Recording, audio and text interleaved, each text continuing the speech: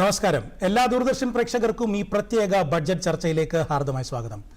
ഇന്ത്യയുടെ കേന്ദ്ര ധനകാര്യമന്ത്രി ശ്രീമതി നിർമ്മല സീതാരാമൻ തുടർച്ചയായിട്ട് 9ാമത്തെ പ്രാവശ്യമാണ് ഒരു കേന്ദ്ര ബഡ്ജറ്റ് അവതരിപ്പിക്കാൻ പോകുന്നത്.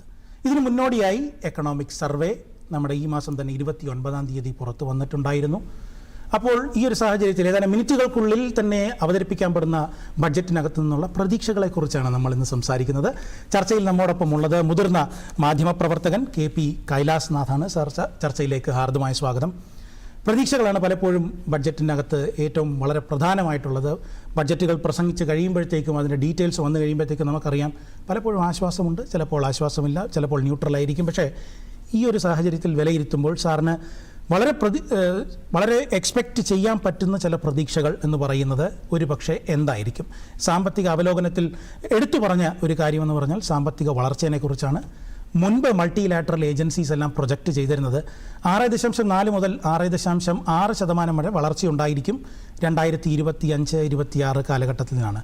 പക്ഷേ അതിനേക്കാൾ വലിയ ഒരു വളർച്ചയായിരിക്കും നമ്മുടെ രാഷ്ട്രം കൊണ്ടുപോകാൻ പോകുന്നത്, കൈവരിക്കാൻ പോകുന്നത് എന്നാണ് നമ്മുടെ സാമ്പത്തിക സർവേ പറയുന്നത്. ഇത് ബഡ്ജറ്റിനെ സംബന്ധിച്ചിടത്തോളം വലിയൊരു ലീവേയാണോ തരുന്നത്? ഈ വളർച്ച നമ്മുടെ ബഡ്ജറ്റിൽ എപ്രകാരമായിരിക്കും പ്രതിഫലിക്കാൻ പോകുന്നത്?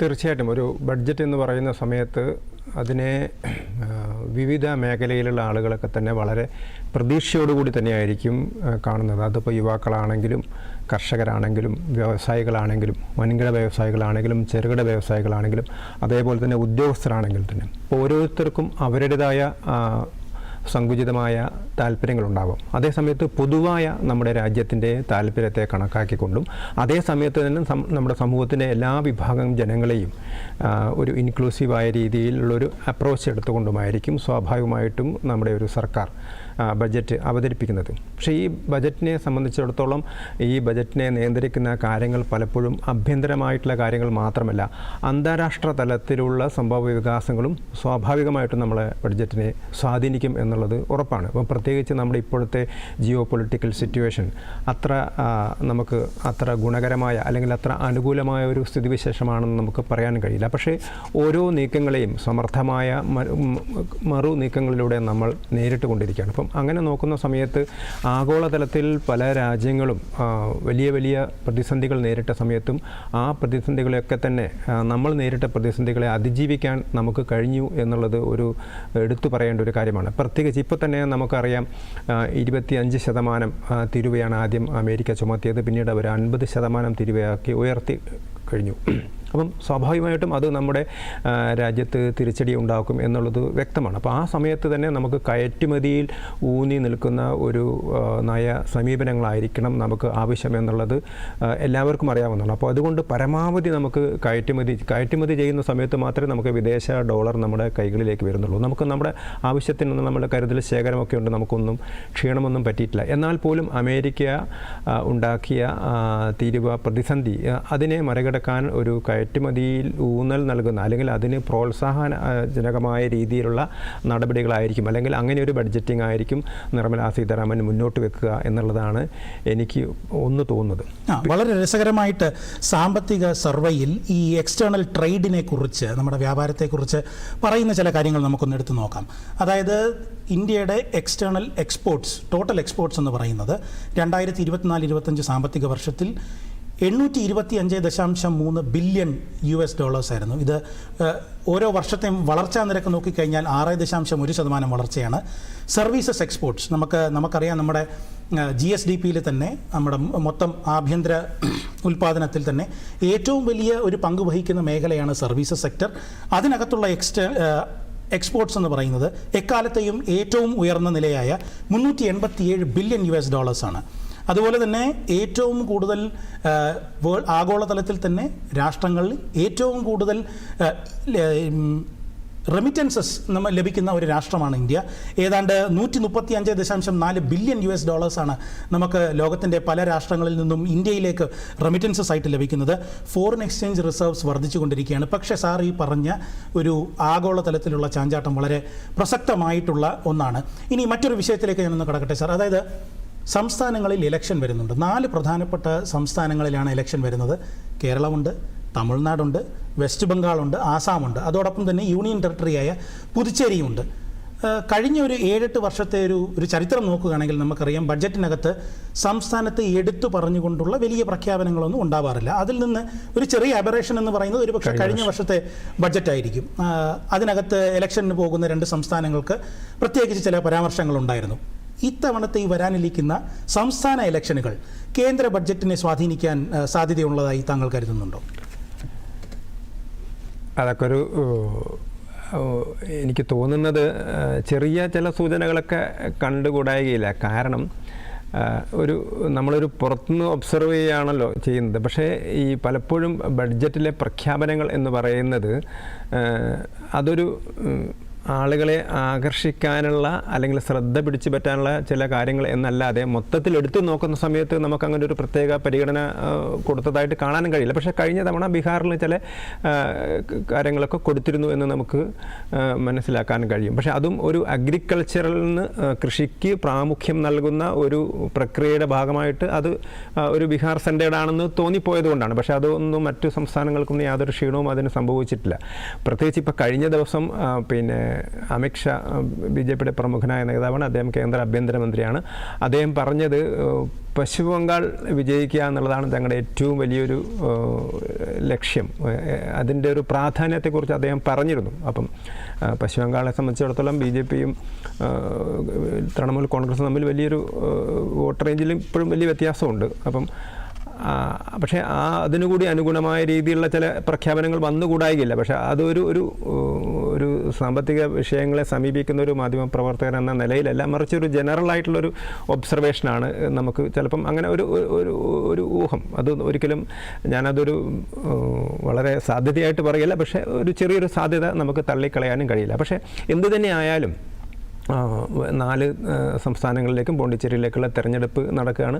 സ്വാഭാവികമായിട്ടും ആ സംസ്ഥാനങ്ങളും ഇപ്പം കേരളമാണെങ്കിൽ പോലും ഇപ്പം ഏത് ഡിസ്പെൻസേഷനാണ് അധികാരത്തിലുള്ളത് എന്നല്ല, മറിച്ച് ഏത് സംസ്ഥാനത്താണ് തെരഞ്ഞെടുപ്പ് നടക്കുന്നത് ആ സംസ്ഥാനത്ത് സ്വാഭാവികമായിട്ടും ആ സംസ്ഥാനത്തെ കൂടി പരിഗണിക്കും. അപ്പം കേരളത്തിൽ തെരഞ്ഞെടുപ്പ് നടക്കുന്നതുകൊണ്ടും അല്ലെങ്കിൽ തമിഴ്നാട് തെരഞ്ഞെടുപ്പ് നടക്കുന്നതുകൊണ്ടും അസമിൽ തെരഞ്ഞെടുപ്പ് നടക്കുന്നതുകൊണ്ടും ബംഗാളിൽ തെരഞ്ഞെടുപ്പ് നടക്കുന്നതുകൊണ്ടൊക്കെ ആ സംസ്ഥാനങ്ങൾക്ക് കൂടി അവരുടെ കാര്യങ്ങൾ കൂടി പരിഗണിക്കപ്പെടുന്ന ചില കാര്യങ്ങൾ സംഭവിച്ചേക്കാൻ ഇടയുണ്ട് എന്നുള്ള അതൊരു സാധ്യത നമുക്ക് തള്ളിക്കളയുന്നുണ്ട്. അപ്പോൾ സ്പെസിഫിക്കായി ഇപ്പം കേരളം പറയുകയാണ് ഞങ്ങൾക്ക് പിന്നെ കടമെടുപ്പിലൊരു പ്രത്യേക അളവ് അഡീഷണലായിട്ടൊരു 0.5% വേണം എന്ന് പറയുമ്പോൾ അതൊരു സ്റ്റേറ്റിന് മാത്രമായിട്ട് കൊടുക്കാൻ പറ്റുമെന്ന് എനിക്കറിയാൻ തോന്നില്ല. പക്ഷേ അതേസമയത്ത് ചില ഇപ്പം എയിംസ് അനുവദിക്കുന്നു അല്ലെങ്കിൽ ജനറലായിട്ട് 10-15 സാധനങ്ങൾ അനുവദിക്കുന്ന സമയത്ത് കേരളത്തിന് അനുവദിച്ചു, അല്ലെങ്കിൽ അങ്ങനെയുള്ള ഒരു പ്രിഫറൻസ് നൽകിക്കൂടായികയില്ല എന്നുള്ളതാണ്. അതൊരു ശരാശരി നമുക്കൊരു പൊളിറ്റിക്സിനെ മനസ്സിലാക്കുന്ന ഒരാൾക്കെന്ന രീതിയിൽ ചിലപ്പം അങ്ങനെയുള്ള സാധ്യത തള്ളിക്കളയാൻ പറ്റില്ല. പക്ഷേ ഒരു കേന്ദ്ര ഗവൺമെൻറ്റിനെ സംബന്ധിച്ചിടത്തോളം ഇപ്പോഴും ഒരു ക്രൂഷ്യൽ സ്റ്റേജിൽ, കാരണം അന്താരാഷ്ട്ര രംഗത്ത് ഒരുപാട് സമ്മർദ്ദങ്ങളുണ്ട്. പിന്നെ നമുക്കിപ്പോൾ തന്നെ നമ്മൾ ഇൻവെസ്റ്റ്മെൻറ്റിലാണ് ഊന്നൽ നൽകുന്നത്. പക്ഷേ ഇൻവെസ്റ്റ്മെൻറ്റിൻ്റെ ഒരു കാര്യം നമുക്കത്ര ഗുണകരമായിരുന്നില്ല കുറച്ച് കാലഘട്ടങ്ങളിൽ. അതേസമയത്ത് നമ്മളൊരു കോമ്പറ്റിറ്റീവ്നെസ് വർദ്ധിപ്പിക്കുക, എക്സ്പോർട്ട് വർദ്ധിപ്പിക്കുക, അതേപോലെ തന്നെ എംപ്ലോയ്മെൻറ്റ് ജനറേഷൻ, ആ എംപ്ലോയ്മെൻറ്റ് ജനറേഷൻ ഉതകുന്ന രീതിയിലുള്ള നടപടികൾ കൈക്കൊള്ളുക. ഈ കാര്യങ്ങളിലൊക്കെ ആയിരിക്കും പ്രധാനമായിട്ടും കേന്ദ്ര സർക്കാർ നിർമ്മലാ സീതാരാമൻ മുൻകൈ എടുക്കുക എന്നുള്ളതാണ് എനിക്ക് തോന്നുന്നത്. ഈ സാധാരണക്കാർ ബഡ്ജറ്റിനെ കാണുമ്പോഴത്തേക്കും ഇതിനകത്ത് ബഡ്ജറ്റ് പ്രഖ്യാപനങ്ങളിൽ നോക്കുന്നതിൽ ഏറ്റവും ശ്രദ്ധയോടെ അവർ ഇരിക്കാനുള്ള ഒരു മേഖല എന്ന് പറയുന്നത് നികുതി നിർദ്ദേശങ്ങളെക്കുറിച്ചാണ്, എസ്പെഷ്യലി ഇൻകം ടാക്സിനെ കുറിച്ചാണ്. വരുമാനം നികുതി ഭാരം കുറയ്ക്കാനുള്ള ചില പരാമർശങ്ങൾ, അല്ലെങ്കിൽ ചില എക്സംഷൻസ് കൂടുതലുണ്ടാകാനുള്ള സാധ്യതകൾ, ഇതൊക്കെയാണ് ഏറ്റവും കൂടുതൽ സാധാരണക്കാരൻ സാലറീഡ് ക്ലാസ് അറ്റ്ലീസ്റ്റ് പ്രതീക്ഷിക്കുന്നത്. കഴിഞ്ഞ കുറച്ച് നാളുകളായിട്ട് നമുക്കറിയാം ഇതിനകത്ത് ഒത്തിരി പരിഷ്കാരങ്ങൾ വന്നിട്ടുണ്ട്. ബൈ ഡീഫോൾട്ടായിട്ട് നമുക്ക് ന്യൂ സ്കീമ വന്നിട്ടുണ്ട്, അതിൻ്റെ സ്ലാബുകളിൽ മാറ്റം വന്നിട്ടുണ്ട്, റേറ്റുകളിൽ മാറ്റം വന്നിട്ടുണ്ട്. അതിൻ്റെ ഒരു തുടർച്ചയായിട്ട് ഇത്തവണ ഇൻകം ടാക്സിനകത്ത് അനൗൺസ്മെൻറ്റ് എന്തെങ്കിലും ഉണ്ടാവാൻ സാധ്യത കാണുന്നുണ്ടോ? തീർച്ചയായിട്ടും. കാരണം കഴിഞ്ഞ തവണ വളരെ ഗണനീയമായ മാറ്റങ്ങളാണ് സ്ലാബുകളിൽ ഒക്കെ 2 ടൈപ്പൊക്കെ അവതരിപ്പിച്ചു. അപ്പം അങ്ങനെ നോക്കുന്ന സമയത്ത് ഇത്തവണയും ഒരുപാട് ഇൻകം ടാക്സ് കാര്യങ്ങൾ, കാരണം ഇൻകം ടാക്സ് ബാധിക്കുന്ന ആളുകളുടെ എണ്ണം കുറവാണെങ്കിൽ പോലും ഒരു ശബ്ദായമാനമായ അല്ലെങ്കിൽ വളരെ സ്വാധീനമുള്ള ഒരു വിഭാഗമാണ് ഇൻകം ടാക്സ് കൊടുക്കുന്നത്. അതുകൊണ്ട് മുൻ സർക്കാരുകളൊക്കെ തന്നെ ഇൻകം ടാക്സ് പിരിച്ചെടുക്കുന്നത് കർശനമാക്കുകയും കുറയ്ക്കുകയും അത് ഇൻകം ടാക്സ് ആണെങ്കിലും ഡയറക്റ്റ് ടാക്സിൽ കോർപ്പറേറ്റ് ടാക്സ് ആണെങ്കിലും ഒക്കെ തന്നെ പിന്നെ അങ്ങനെ ഒരു സംവിധാനം കുറച്ചുകൂടി കാര്യക്ഷമമാക്കുക, ഇൻകത്തിൻ്റെ റിസോഴ്സ് ഇൻകം വർദ്ധിപ്പിക്കുക. അതേസമയത്ത് നിരക്കുകളിലെ വിഷയമല്ല. കാരണം പലപ്പോഴും എനിക്ക് കോർപ്പറേറ്റ് ടാക്സിൻ്റെ കാര്യത്തിലാണെങ്കിലും കോർപ്പറേറ്റ് ടാക്സൊക്കെ കറക്റ്റായിട്ട് പിരിച്ചെടുക്കുന്നതിന് പകരം നമ്മളിപ്പം 30% അത് 28% ആക്കിയാലും നമുക്കത് പിരിച്ചെടുക്കുന്നത് കൂടുതൽ കാര്യക്ഷമമാകുന്ന സമയത്താണ് സർക്കാരിന് അല്ലെങ്കിൽ ജനത്തിന് അതിൻ്റെ ഗുണം ലഭിക്കുന്നത്. അതേപോലെ തന്നെയാണ് ഇൻകം ടാക്സിനകത്തും. അപ്പോൾ ഇൻകം ടാക്സിനകത്ത് സാമാന്യ ജനത്തെ നന്നായിട്ട് ബാധിക്കുന്ന ഒരു വിഷയമാണ്. ഇൻകം ടാക്സിനകത്ത് ഒരുപാട് റിഡക്ഷനൊക്കെ വരും എന്നുള്ളൊരു പ്രതീക്ഷയാണ്. കാരണം ഒരു ബജറ്റിൻ്റെ തന്നെ ഒരു മുഖച്ഛായായിട്ടത് മാറും പലപ്പോഴും ഇൻകം ടാക്സ്. അതിനകത്ത് വരുന്ന ഇൻകത്തിൻ്റെ അതല്ല അതിൻ്റെ അകത്ത് വിഷയം. അത് ജനങ്ങളിൽ ഉണ്ടാകുന്നൊരു ഇമ്പാക്റ്റ്, പ്രത്യേകിച്ച് ഇലക്ഷനൊക്കെ വരുന്ന സമയത്ത് മധ്യവർഗത്തിനെ സ്വാധീനിക്കാനുള്ളൊരു സ്ട്രാറ്റജി എന്ന നിലയിൽ ചിലപ്പോൾ വളർച്ചാ നിരക്ക് കൂട്ടാനായിട്ട് ഒരു പക്ഷേ കൺസംഷൻ ഡ്രിവൺ ആയിട്ടുള്ള ഒരു ഗ്രോത്തിനെ കുറിച്ച് സർക്കാർ ചിന്തിക്കുകയാണെന്നുണ്ടെങ്കിൽ ഇൻകം ടാക്സിനകത്ത് ചില ഇളവുകൾ നമ്മൾ പ്രതീക്ഷിക്കേണ്ടിയും വരും. വളരെ സ്വാഭാവികമാണ്. ഈ വരുമാനത്തിനോടൊപ്പം തന്നെ വായിക്കേണ്ട ഒരു സാധനമുണ്ട്. ഒരു വശത്ത് നമുക്ക് വരുമാനം കിട്ടുന്നു, മറുവശത്ത് നമുക്ക് ചെലവുകളുണ്ട്. ഈ ചെലവുകളെ സ്വാധീനിക്കുന്നത് പണപ്പെരുപ്പമാണ്. നമ്മുടെ കഴിഞ്ഞ ഒരു 8 മാസത്തെ നമ്മൾ കണക്കുകൾ നോക്കിക്കഴിഞ്ഞാൽ ഏതാണ്ട് 1.6% അടുപ്പിച്ചാണ് നമുക്ക് ഇൻഫ്ലേഷൻ റേറ്റ് നിലനിൽക്കുന്നത്, പണപ്പെരുപ്പം എന്ന് പറയുന്നത്. പക്ഷേ റിസർവ് ബാങ്കിൻ്റെ തന്നെ ഫോർകാസ്റ്റ് വരുന്നത് അടുത്ത വർഷം അത് ചിലപ്പോൾ ഇച്ചിരി ഉയർന്ന നിരക്കായിരിക്കും. 2.6 മുതൽ 2 ആ ഒരു ബാൻഡിലാകാനാണ് സാധ്യതയെന്നാണ്. ആഗോളതലത്തിൽ പറയുന്നത് പണപ്പെരുപ്പം പലയിടത്തും കൂടാൻ ഇൻ്റർനാഷണൽ ഏജൻസീസ് പറയുന്നത് ഈ റേറ്റിനേക്കാളും ഒരു ശകലം കൂടുതലാണ്. ചുരുക്കി പറഞ്ഞാൽ ഒരു വശത്ത് വളർച്ചാ നിരക്ക് സംസ്ഥാനത്തിൻ്റെ കൂടാൻ സാധ്യതയുണ്ട്. അതിനനുബന്ധിച്ച് തന്നെ കൂടുതൽ ജനങ്ങളിലേക്ക് കാശെത്തിക്കാനായിട്ടുള്ള ഇൻകം ടാക്സ് നമുക്ക് പ്രതീക്ഷിക്കാം. പക്ഷേ പണപ്പെരുപ്പവും കൂടാനുള്ള സാധ്യതയുണ്ട്. ഈ പണപ്പെരുപ്പത്തിൻ്റെ വർദ്ധിക്കാനുള്ള സാധ്യതകൾ ബഡ്ജറ്റിനെ സ്വാധീനിക്കാൻ കഴിയുമോ? അല്ല, കുറച്ച് കാലമായിട്ട് നമ്മൾക്ക് പണപ്പെരുപ്പം കുറച്ച് കൊണ്ടുവരുന്നതിൽ അത് 2ൽ താഴെ എത്തുക എന്ന് പറഞ്ഞാൽ തന്നെ വളരെ ആരോഗ്യകരമായ ഒരു സ്ഥിതിയാണ്. അപ്പം പണപ്പെരുപ്പം കുറച്ച് കൊണ്ടുവരുന്നതിൽ നമ്മൾ വിജയിച്ചിട്ടുണ്ട്. പക്ഷെ അത് നിലനിർത്താൻ കഴിയും. അതിനനുസരിച്ചുള്ള നടപടികൾ ഉണ്ടാവുമെന്ന് തന്നെയാണ് പ്രതീക്ഷിക്കുന്നത്. കാരണം പണപ്പെരുപ്പം സ്വാഭാവികമായിട്ടും നമ്മുടെ സമ്പദ് വ്യവസ്ഥയെ ഏറ്റവും അധികം സ്വാധീനിക്കുന്ന ഒരു ഘടകമാണ്. അതോടൊപ്പം തന്നെ ജനങ്ങളുടെ ഒരു ബൈയിങ് കപ്പാസിറ്റി വർദ്ധിപ്പിക്കാനുള്ള ശ്രമങ്ങളാണ് സർക്കാരിൻ്റെ ഭാഗത്ത് നിന്ന് ഉണ്ടാവുക. ഈ താങ്കൾ കുറച്ച് മുമ്പേ പറഞ്ഞിരുന്നു ബഡ്ജറ്റിനകത്ത് ഒരുപക്ഷെ ഏറ്റവും കൂടുതൽ ഊന്നൽ നൽകേണ്ട ഒരു മേഖല എന്ന് പറയുന്നത് തൊഴിൽ രംഗമാണ്. അതിനകത്ത് ഒരു വശത്ത് സാമ്പത്തിക സർവേ പറയുന്ന ചില കണക്കുകളുണ്ട്. അതായത് 2025-26 സാമ്പത്തിക വർഷത്തിന് നോക്കിക്കഴിഞ്ഞാൽ 56.2 കോടി ജനങ്ങൾക്കാണ് ഈ PLFS സ്റ്റാറ്റിസ്റ്റിക്സ് അനുസരിച്ച് നമുക്ക് തൊഴിലുള്ള ജനങ്ങളെന്ന് കരുതുന്നത്. Labour force participation 56% ഉയർന്നിരിക്കുകയാണ്. അതിനകത്ത് ഫീമെയിൽ ലേബർ ഫോഴ്സ് പാർട്ടിസിപ്പേഷൻ, സ്ത്രീകളുടെ പാർട്ടിസിപ്പേഷൻ അളക്കുന്നത് അതും കൂടിയിരിക്കുകയാണ്. 35.3%.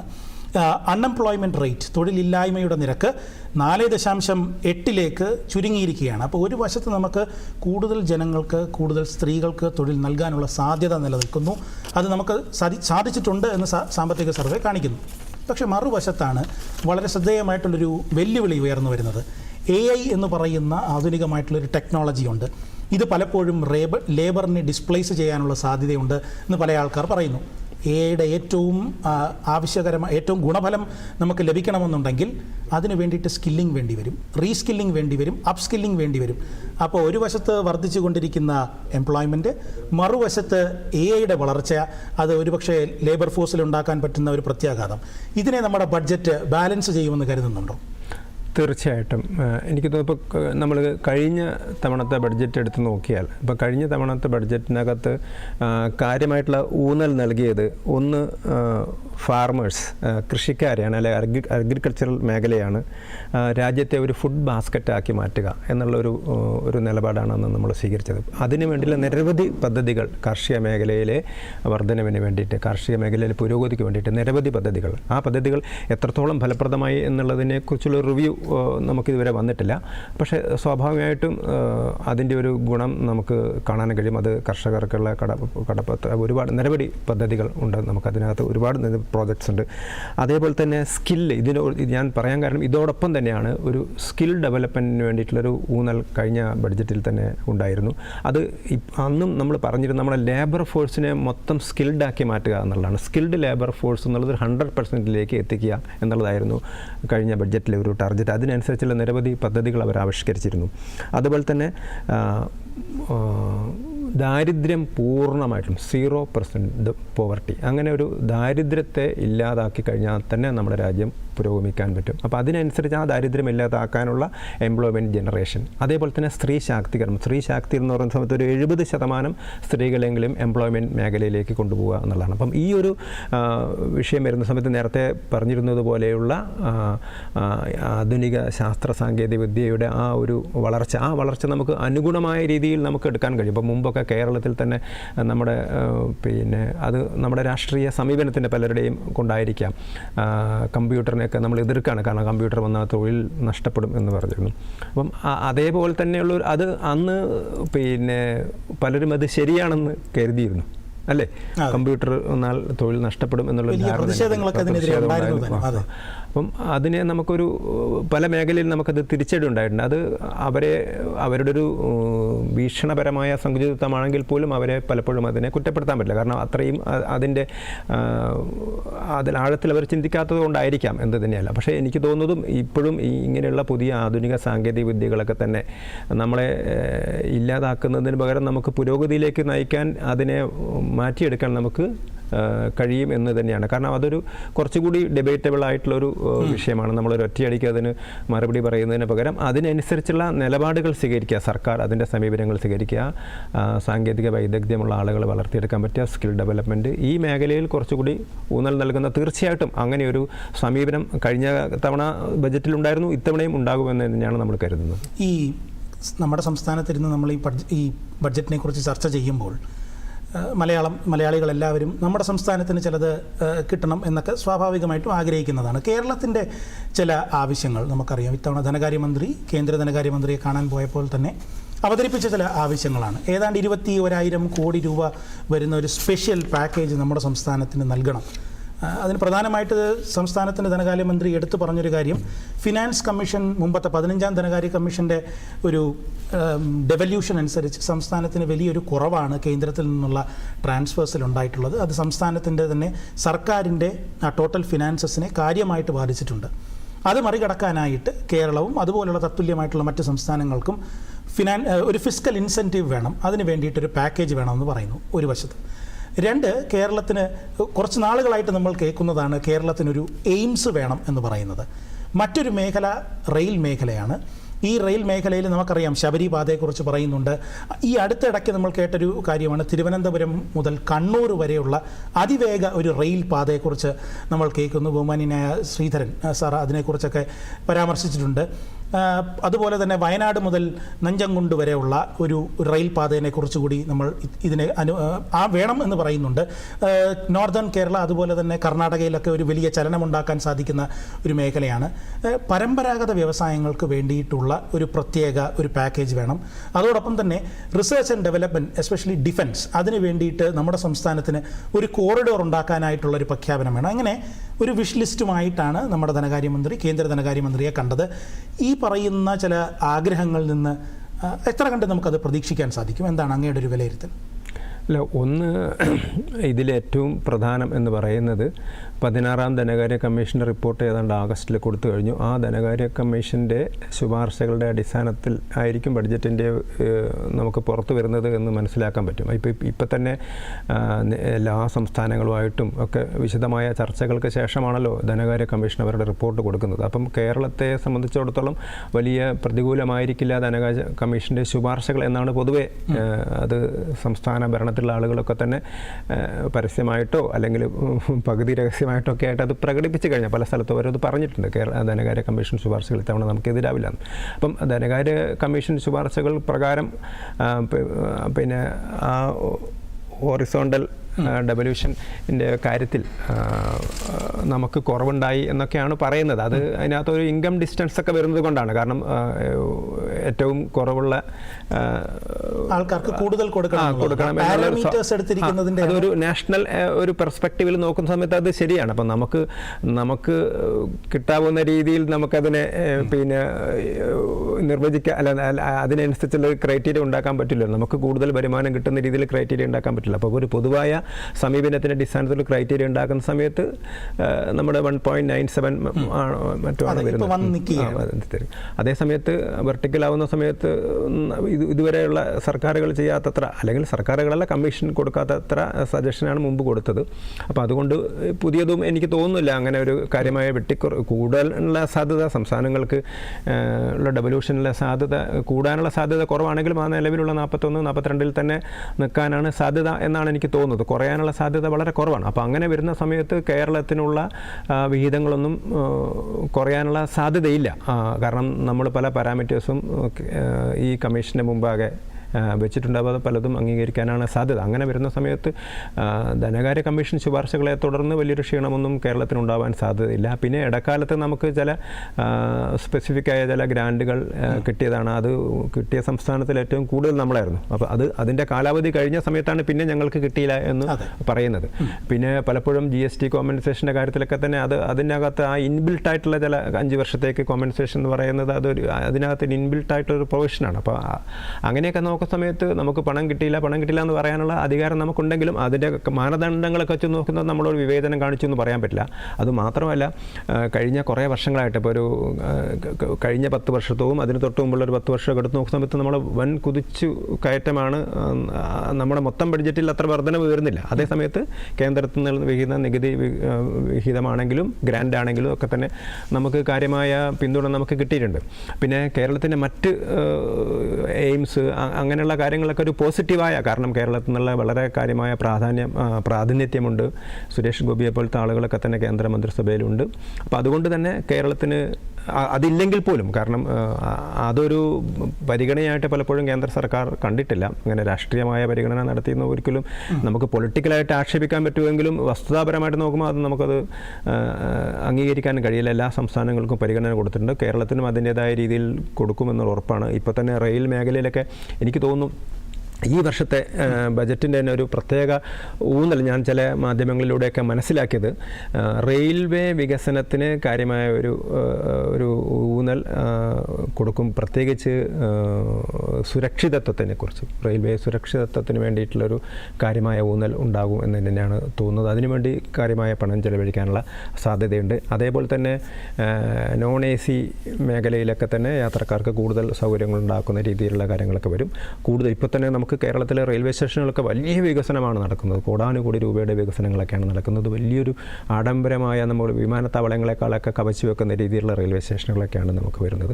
അതേപോലെ തന്നെ റെയിൽ പാതകളുടെ കാര്യത്തിലാണെങ്കിലും ഇപ്പോൾ ചില മാധ്യമങ്ങളൊക്കെ സൂചിപ്പിക്കേണ്ടായി, ഇപ്പോൾ പുതുതായിട്ട് വന്ന ഒരു അതിവേഗ റെയിലിൻ്റെ ഒരു പ്രഖ്യാപനം വരെ ഉണ്ടാവും. എനിക്ക് തോന്നുന്നില്ല, പക്ഷേ ഉണ്ടാകുകയാണെങ്കിൽ നമുക്കത് സന്തോഷിക്കാം. കാരണം കേരളത്തിലെ ഒരു വലിയൊരു കാര്യമായ മാറ്റം, കാരണം രാഷ്ട്രീയമായ ചില തർക്കങ്ങളുടെ പേരിൽ നമ്മൾ ഒരുപാട് കുറ്റി പറക്കലും കുറ്റിയടിക്കലും ഒക്കെ ഉണ്ടായിരുന്നൊരു സംസ്ഥാനമാണ് നമ്മളത്. പക്ഷേ നമുക്ക് വികസനം നമുക്ക് ആവശ്യമാണ്. കാരണം പലപ്പോഴും നമ്മൾ വികസനത്തോട് ഒരു എതിര് നിന്നൊരു, അല്ലെങ്കിൽ മറ്റ് പല കാര്യങ്ങളുടെ പേരിലും, ഇപ്പോൾ റോഡ് വികസനത്തിന് നമ്മൾ 60-45 മതി എന്നൊക്കെ പറഞ്ഞിരുന്നൊരു സമീപനത്തിൽ നിന്ന് മാറിക്കൊണ്ട് നമുക്ക് എത്രയോ കാലങ്ങളായിട്ട് നടക്കാതിരുന്ന ഒരുപാട് ഹൈവേ വികസനം നമുക്ക് വളരെ നല്ല രീതിയിൽ നടക്കുന്നു. അതേപോലെ തന്നെ റെയിൽ വികസനം നടക്കുന്നു. മൈസൂർ നഞ്ചങ്കോട്, നിലമ്പൂർ നഞ്ചങ്കോട് റെയിലിൻ്റെയൊക്കെ തന്നെ ഒരു അനുകൂലമായ സമീപനമാണ് ഈ അടുത്ത കാലത്ത് തന്നെ കേന്ദ്ര റെയിൽവേ മന്ത്രി പ്രകടിപ്പിച്ചത് എന്നാണ് അറിയുന്നത്. അപ്പോൾ അങ്ങനെ നോക്കുന്ന സമയത്ത് കേരളത്തെ സംബന്ധിച്ചിടത്തോളം കേരളത്തിന് കാര്യമായ ഒരു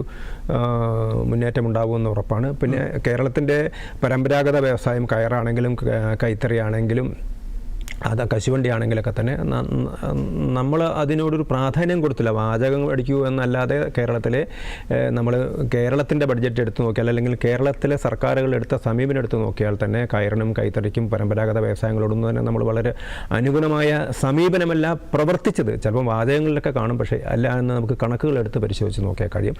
ഒരുപക്ഷെ കേന്ദ്രത്തിൽ നിന്ന് അങ്ങനെ ഒരു കിട്ടും ഒരു അപേക്ഷ കൊടുത്തത് കൊണ്ട് അതിന് ഈ അവസാന നിമിഷമെങ്കിൽ നമുക്ക് അനുകൂലമായ നടപടി ഉണ്ടാവും. ഓൾറെഡി ബജറ്റ് ഇപ്പോൾ വായിച്ചു കഴിഞ്ഞിട്ട് വായിക്കാൻ തുടങ്ങിയിട്ടുണ്ടാവും. ഉണ്ടാവും നമുക്ക് പ്രതീക്ഷിക്കാം, നമുക്ക് പറയാം. ശരി, ഈ ബഡ്ജറ്റിനെ കുറിച്ച് പറയുമ്പോൾ നമുക്കറിയാം ഒരു ബഡ്ജറ്റ് ഒരു പോളിസി ഡിസിഷനാണ്. അതെ, പോളിസീസ് പലപ്പോഴും കാലത്തിനനുസരിച്ച് മാറണമെന്ന് വിദഗ്ധരും അതിൽ പ്രവർത്തിക്കുന്നവരും എല്ലാവരും പറയാറുണ്ട്. ബഹുമാനപ്പെട്ട പ്രധാനമന്ത്രി കഴിഞ്ഞ ദിവസം ഈ ബഡ്ജറ്റിനെ കുറിച്ച് പറഞ്ഞപ്പോൾ പറഞ്ഞതാണ്, the identity of this government has been reform, perform and transform. ഈ റിഫോം എന്ന് പറയുന്ന ഒരു വാക്ക് ഇന്നലെ വളരെ രസകരമായിട്ടുള്ളൊരു അനാലിസിസ് ചെയ്തതാണ്. എക്കണോമിക് സർവേയിൽ ഈ റിഫോം എന്ന് പറയുന്ന ഒരു വാക്ക് ഏതാണ്ട് 250 സമയം പ്രാവശ്യം ആ ഒരു ഡോക്യുമെൻറ്റിനകത്തുണ്ട്.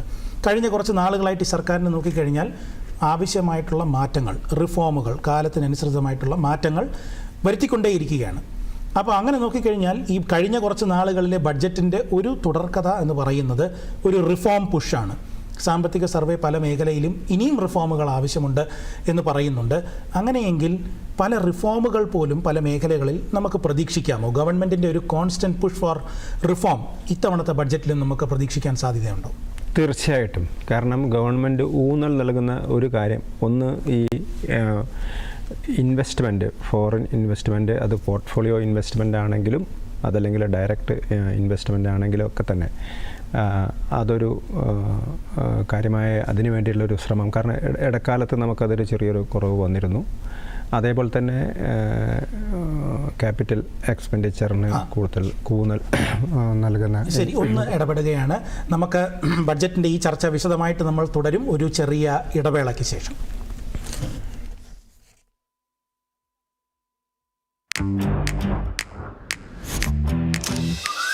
मैंने सोचा था कि वैसा ही होगा, नर्सरी में ही होगा, मगर रेसिडेंट में ओह माय गॉड बहुत अच्छा लगा।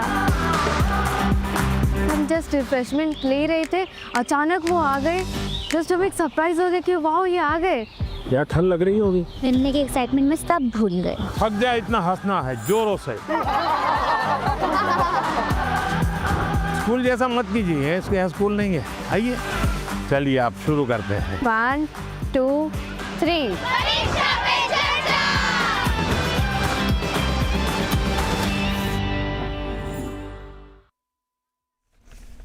നമസ്കാരം, ഏവർക്കും ഈ ചർച്ചയിലേക്ക് വീണ്ടും ഒരിക്കൽ കൂടി സ്വാഗതം.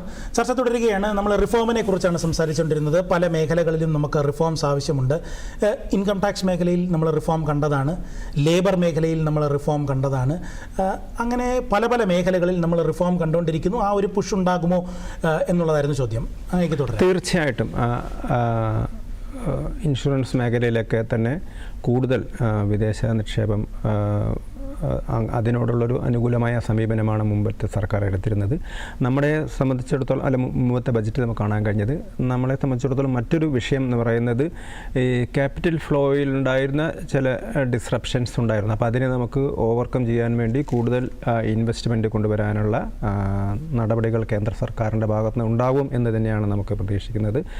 അതിനനുസരിച്ചാണ് ഇപ്പം പണപ്പെരുപ്പമൊക്കെ നിയന്ത്രിക്കുന്നത്. അവരെ സംബന്ധിച്ചിടത്തോളം അങ്ങനെ ഒരു ഇൻവെസ്റ്റ്മെൻറ്റ് വർദ്ധിക്കാനുള്ളൊരു സാഹചര്യമുണ്ട്.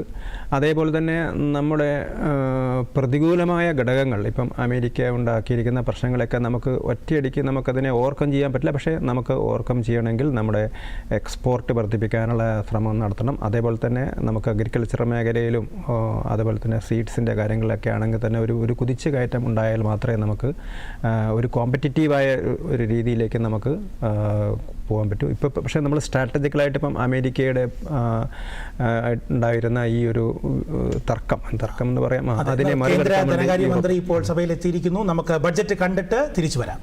On the table, a copy each of the following papers, Hindi and English versions. Under Article 281 of the Constitution, report for 2026 to 2031, Volume 1, main report of the 16th Finance Commission. 2. Report for 2026-2031, Volume 2.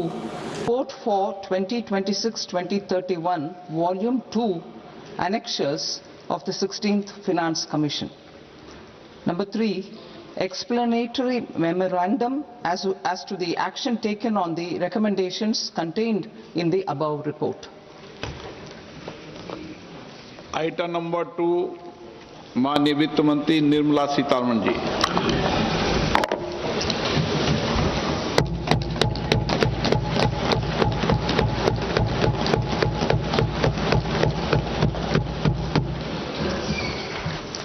Honorable Speaker, sir, on the sacred occasion of Magh Purnima and the birth anniversary of Guru Ravidas, I present the budget for the year 2026-2027. Since we assumed office 12 years ago, India's economic trajectory has been marked by stability, fiscal discipline, sustained growth, and moderate inflation. This is the result of conscious choices we have made, even in times heightened uncertainty and disruption.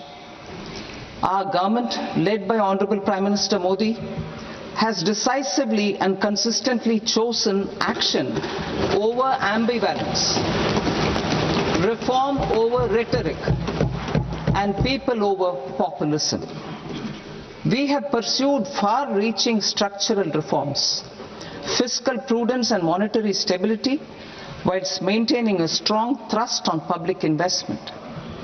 Keeping Atmanirbharta as a lodestar, we have built domestic manufacturing capacity, energy security, and reduced critical import dependencies.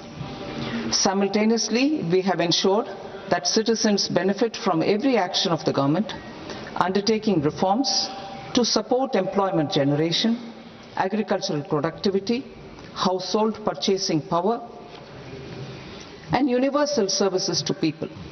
These measures have delivered a high growth rate of around 7% and helped us make substantial strides in poverty reduction and improvement in the lives of our people. Today, we face an external environment in which trade and multilateralism are imperiled and access to resources and supply chains are disrupted. New technologies are transforming production systems while sharply increasing demands on water, energy, and critical minerals.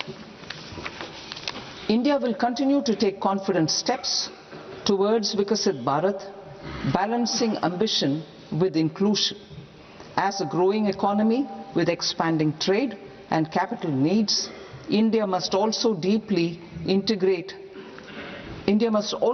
remain deeply integrated with global markets, exporting more and attracting stable long-term investment. As I begin Part A, I want to express my gratitude to the people for standing firmly with us as we forge our way together towards becoming one of the largest economies of the world.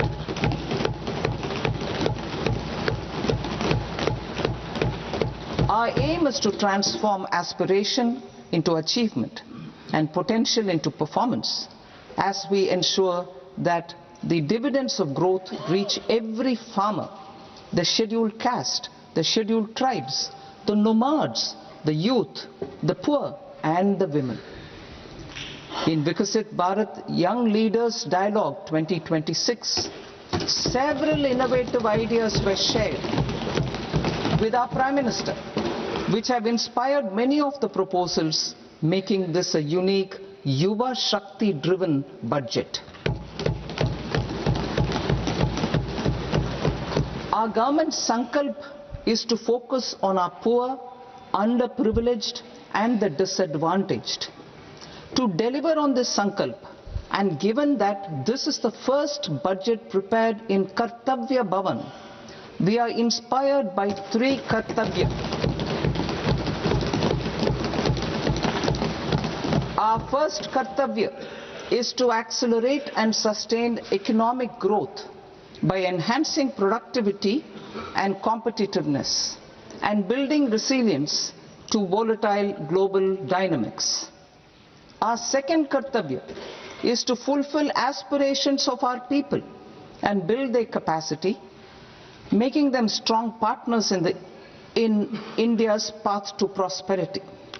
Our third Kartavya, aligned with our vision of Sabka Saath, Sabka Vikas, is to ensure that every family, community, region, and sector has access to resources, amenities, and opportunities for meaningful participation. This threefold approach requires a supportive ecosystem. The first requirement is to sustain the momentum of structural reforms, continuous, adaptive and forward-looking.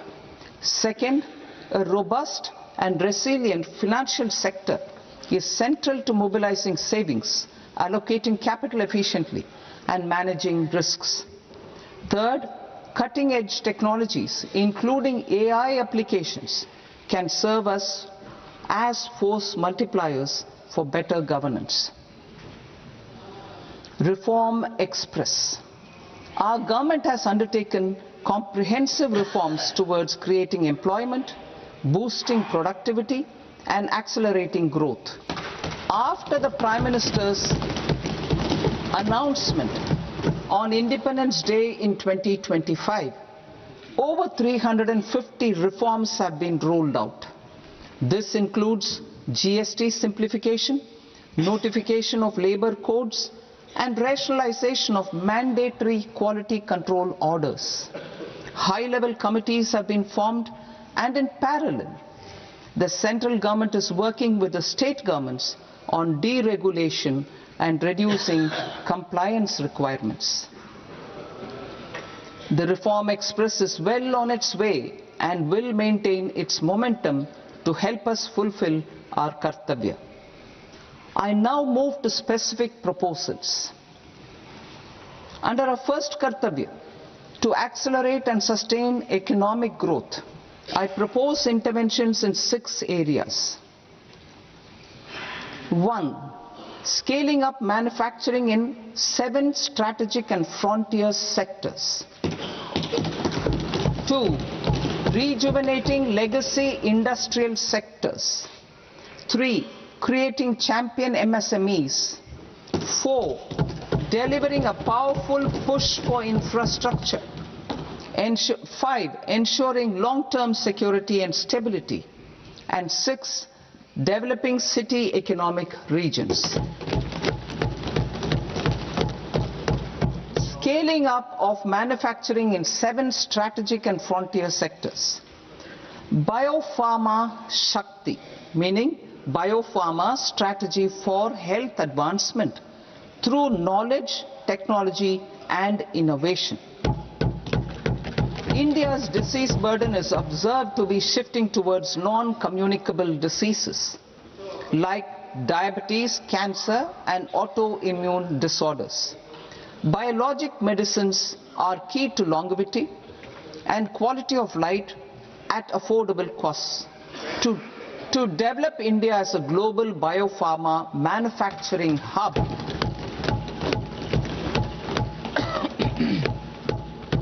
I propose the Biopharma Shakti with an outlay of 10,000 crores over the next 5 years.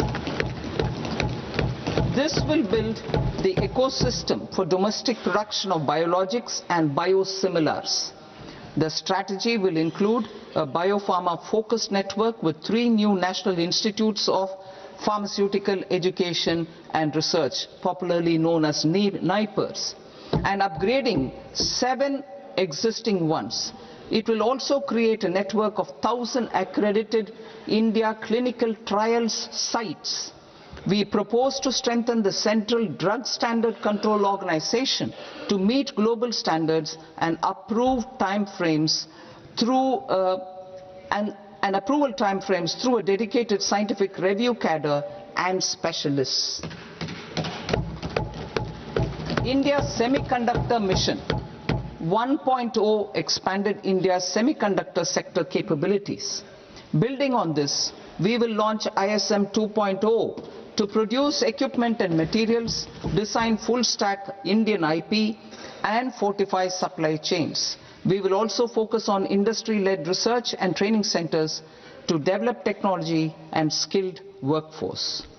The Electronics Components Manufacturing Scheme, launched in April 2025 with an outlay of 22,919 crores, already has investment commitments at double the targets. We propose to increase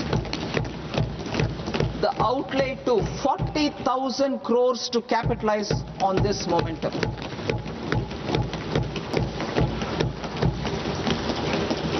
A scheme for rare earth permanent magnets was launched in 2025 November.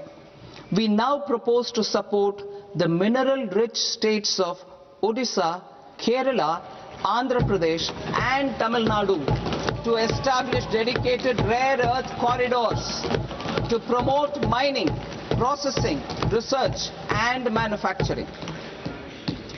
To enhance domestic chemical production and reduction import dependency and reduce import dependency, we will launch a scheme to support states in establishing 3 dedicated chemical parks through challenge route on a cluster-based plug-and-play model. Strong capital goods.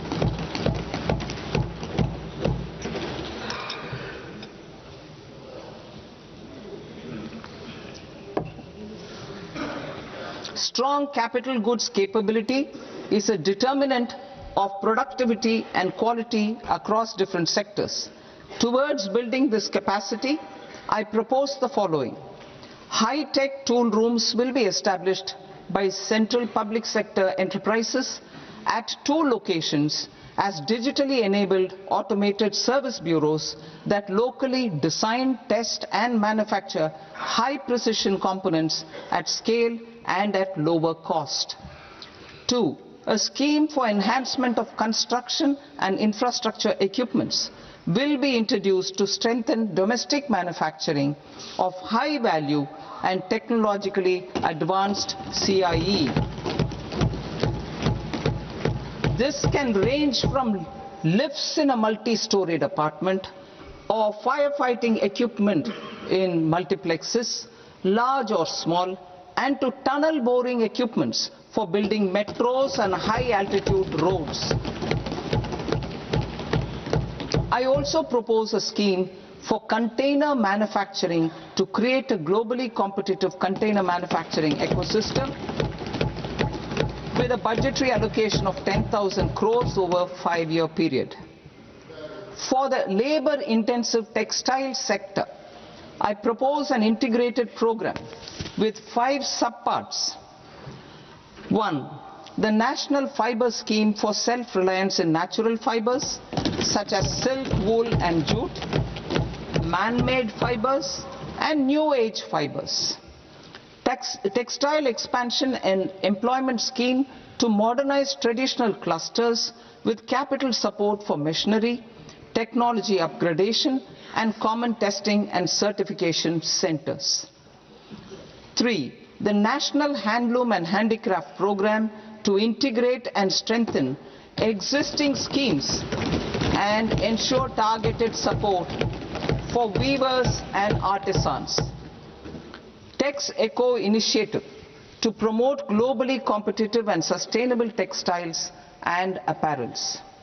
Samarth 2.0 to modernize the upgrade the textile skilling ecosystem through collaboration with industry and academic institutions. Further, I propose to set up mega textile parks in challenge mode. They can also focus on bringing value addition to technical textiles. I propose to launch the Mahatma Gandhi Gram Swaraj initiative to strengthen khadi, handloom and handicrafts. This will help in global market linkage and branding. It will streamline and support training, skilling, quality of process and production. This will benefit our weavers, village industries, One District, One Product ODOP initiative and also our rural youth. India has the potential to emerge as a global hub for high quality, affordable sports goods. I propose a dedicated initiative for sports goods that will promote manufacturing, research and innovation in equipment design as well as material sciences. Rejuvenation of legacy industrial clusters. I propose to introduce a scheme to revive 200 legacy industrial clusters to improve their cost competitiveness and efficiency through infrastructure and technology upgradation. Creating champion SMEs and supporting micro enterprises. Recognizing MSMEs as a vital engine of growth, I propose a three-pronged approach to help them grow as champions. Equity support.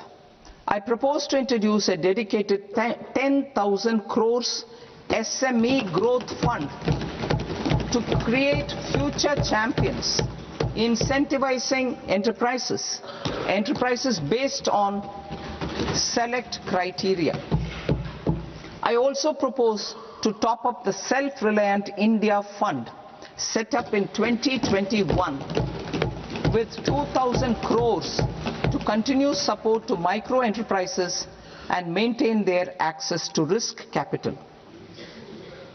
Liquidity support. With TREDS, more than 7 lakh crore has been made available to MSMEs. To leverage its full potential, I propose 4 measures. 1.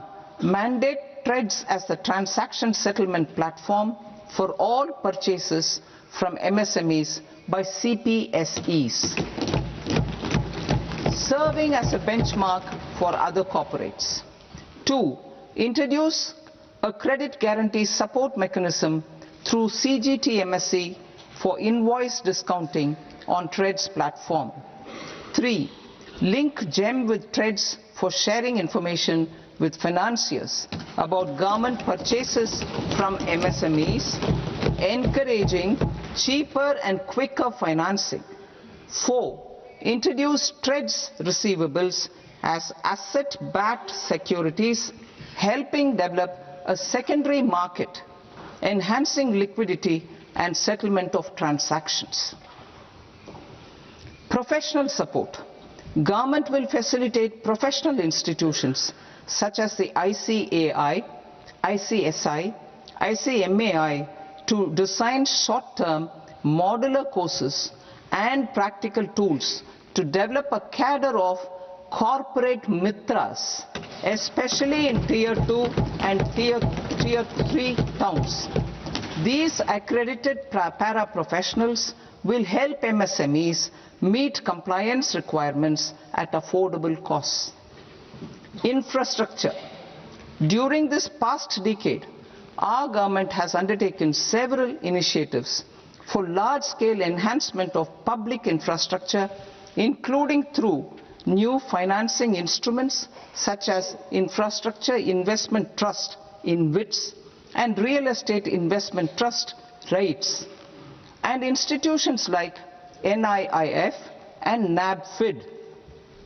We shall continue to focus on developing infrastructure in cities with over 5 lakh population, that is Tier 2, Tier 3 cities, which have expanded to become growth centers. Public capital expenditure has increased manifold from 2 lakh crore in 2014-15 to an allocation of 11.2 lakh crore in BE 25-26. In this coming year, that is financial year 2026-27, I propose to increase it to 12.2 lakh crores to continue the momentum.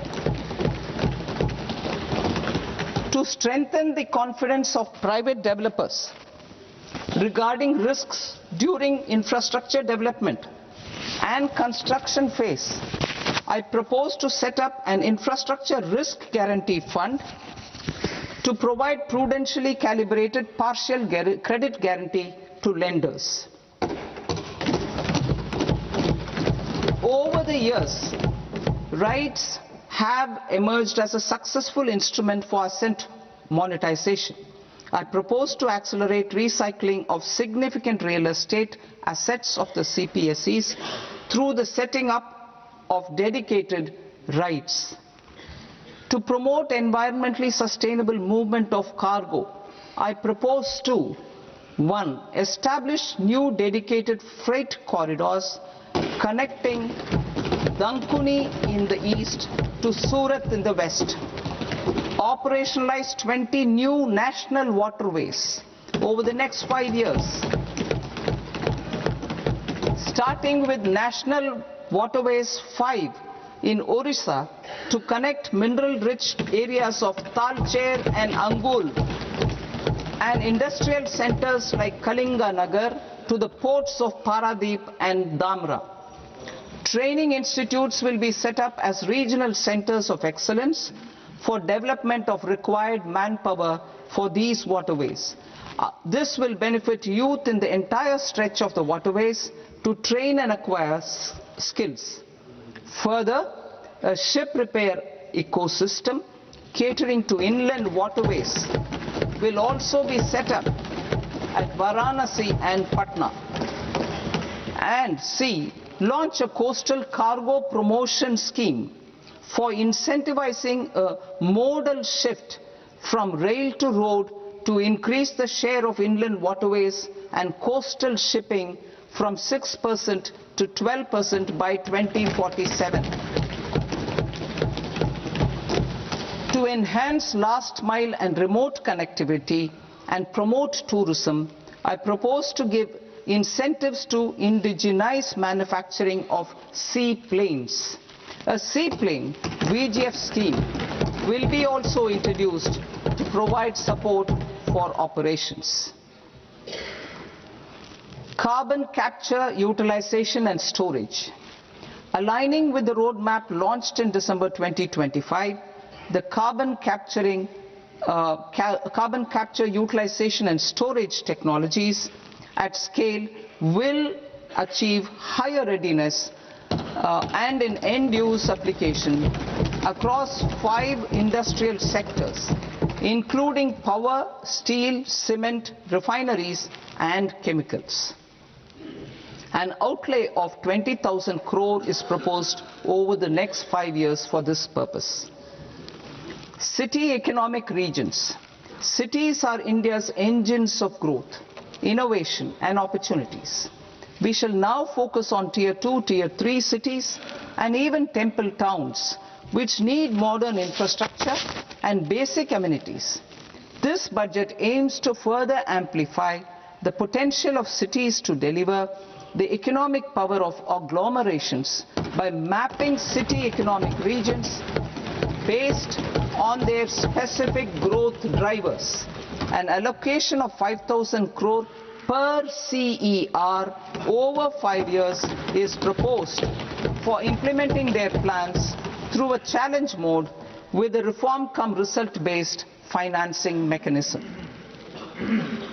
In order to promote environmentally sustainable passenger systems, we will develop 7 high-speed rail corridors between cities as growth connectors, namely Mumbai to Pune, Pune to Hyderabad, Hyderabad to Bengaluru, Hyderabad to Chennai, Chennai to Bengaluru, Delhi to Varanasi, Varanasi to Siliguri.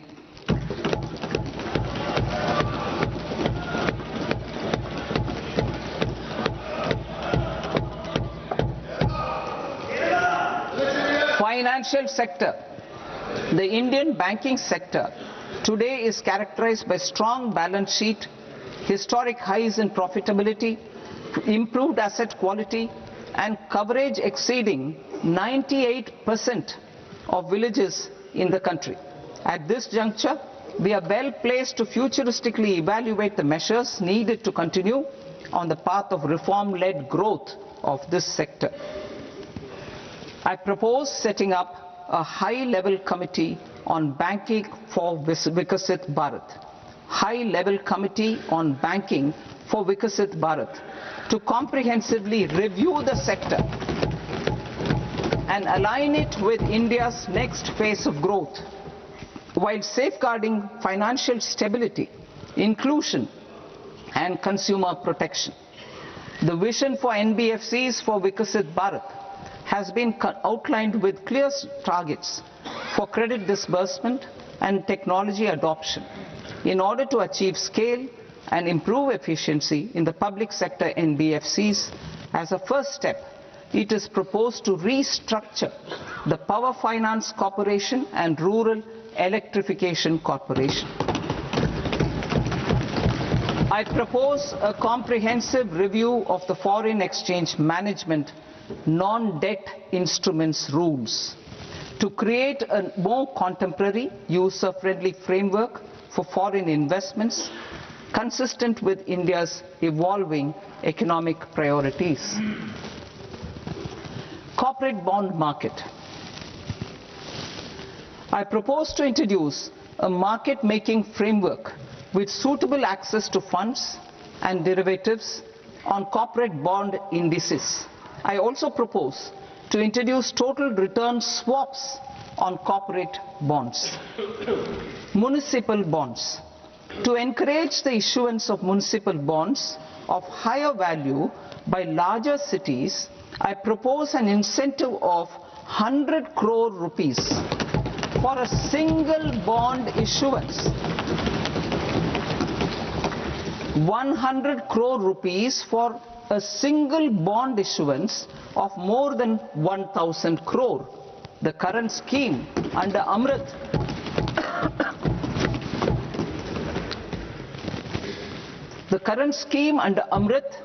which incentivizes issuances up to 200 crores only, also proposed to increase the investment limit for an individual PROI under the scheme from 5% to 10% with an overall investment limit for all individual PROIs to 24% from the current 10%. Emerging technologies including AI. 21st century is technology driven. Adoption of technology is for the benefit of all people. Farmers in the field, women in STEM, youth keen to upskill, and Divyangjan to access newer opportunities. The government has taken several steps to support new technologies through AI Mission, National Quantum Mission, Anusandhan National Research Fund, and Research and Development and Innovation Fund. Our second kartavya is to fulfill aspirations and build capacities. Close to 25 crore individuals have come out of multi-dimensional poverty through a decade of our government's sustained and reform-oriented efforts.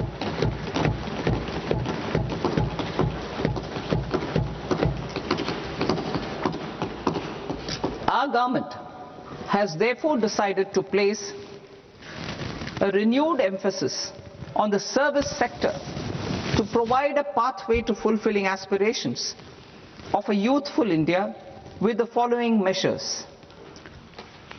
I propose to set up a high-powered Education to Employment and Enterprises Standing Committee to recommend measures that focus on services sector as a core driver of Vikasit Bharat.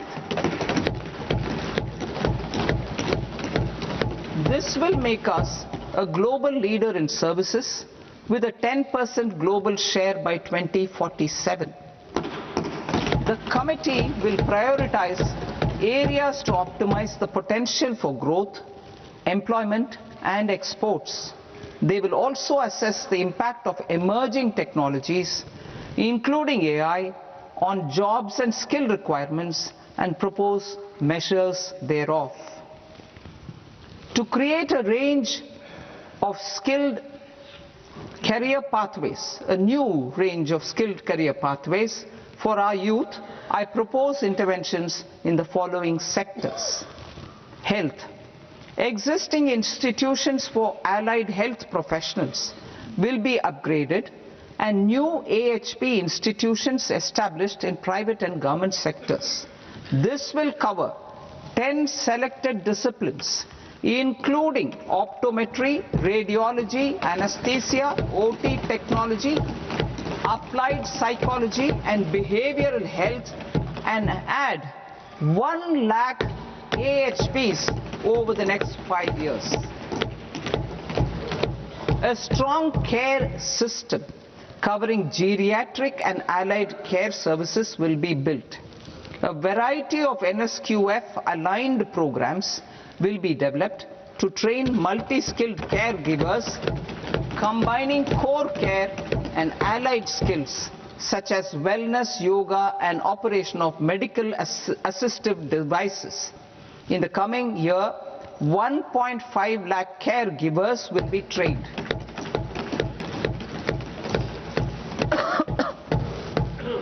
Hubs for medical value tourism. To promote India as a hub for medical tourism services, I propose to launch a scheme to support states in establishing 5 regional medical hubs in partnership with the private sector. These hubs will serve as integrated healthcare complexes that combine medical, educational and research facilities.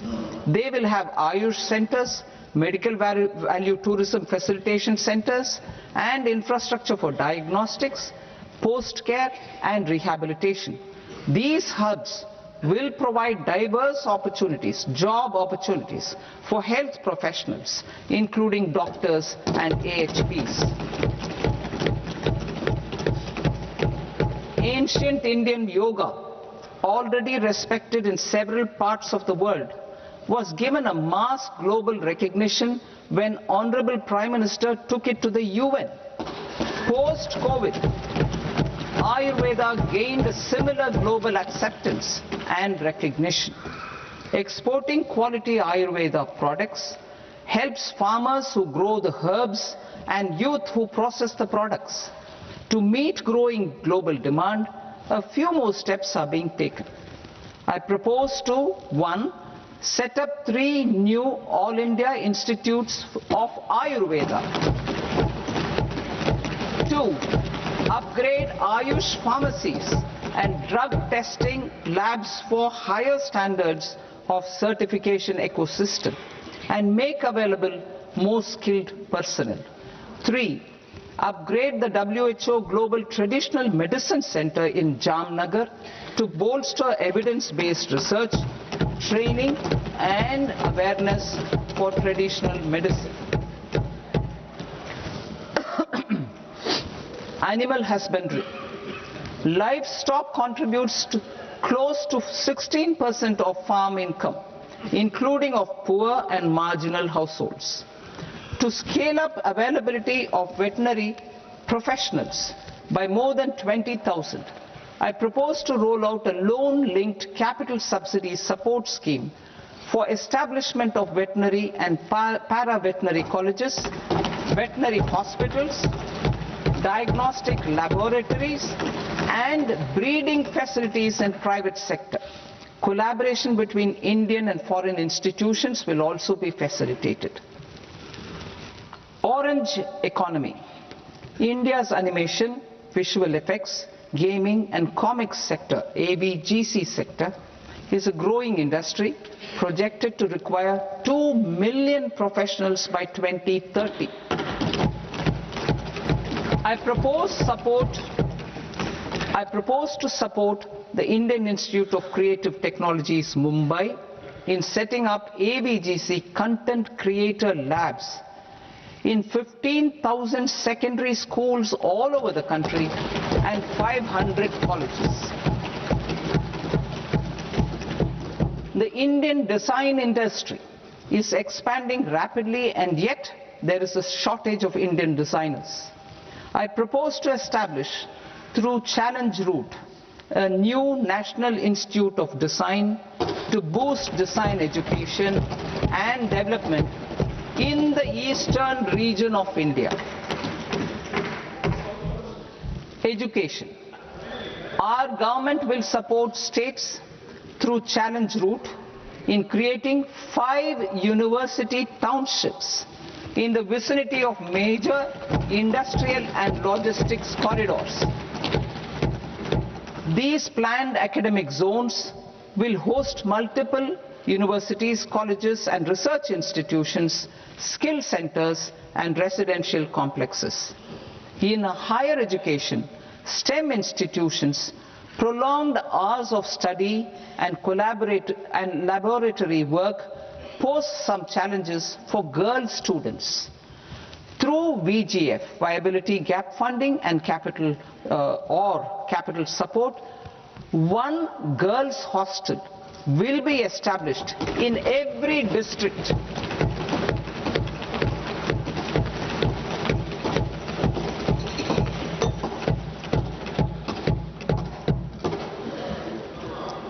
To promote astrophysics and astronomy via immersive experiences.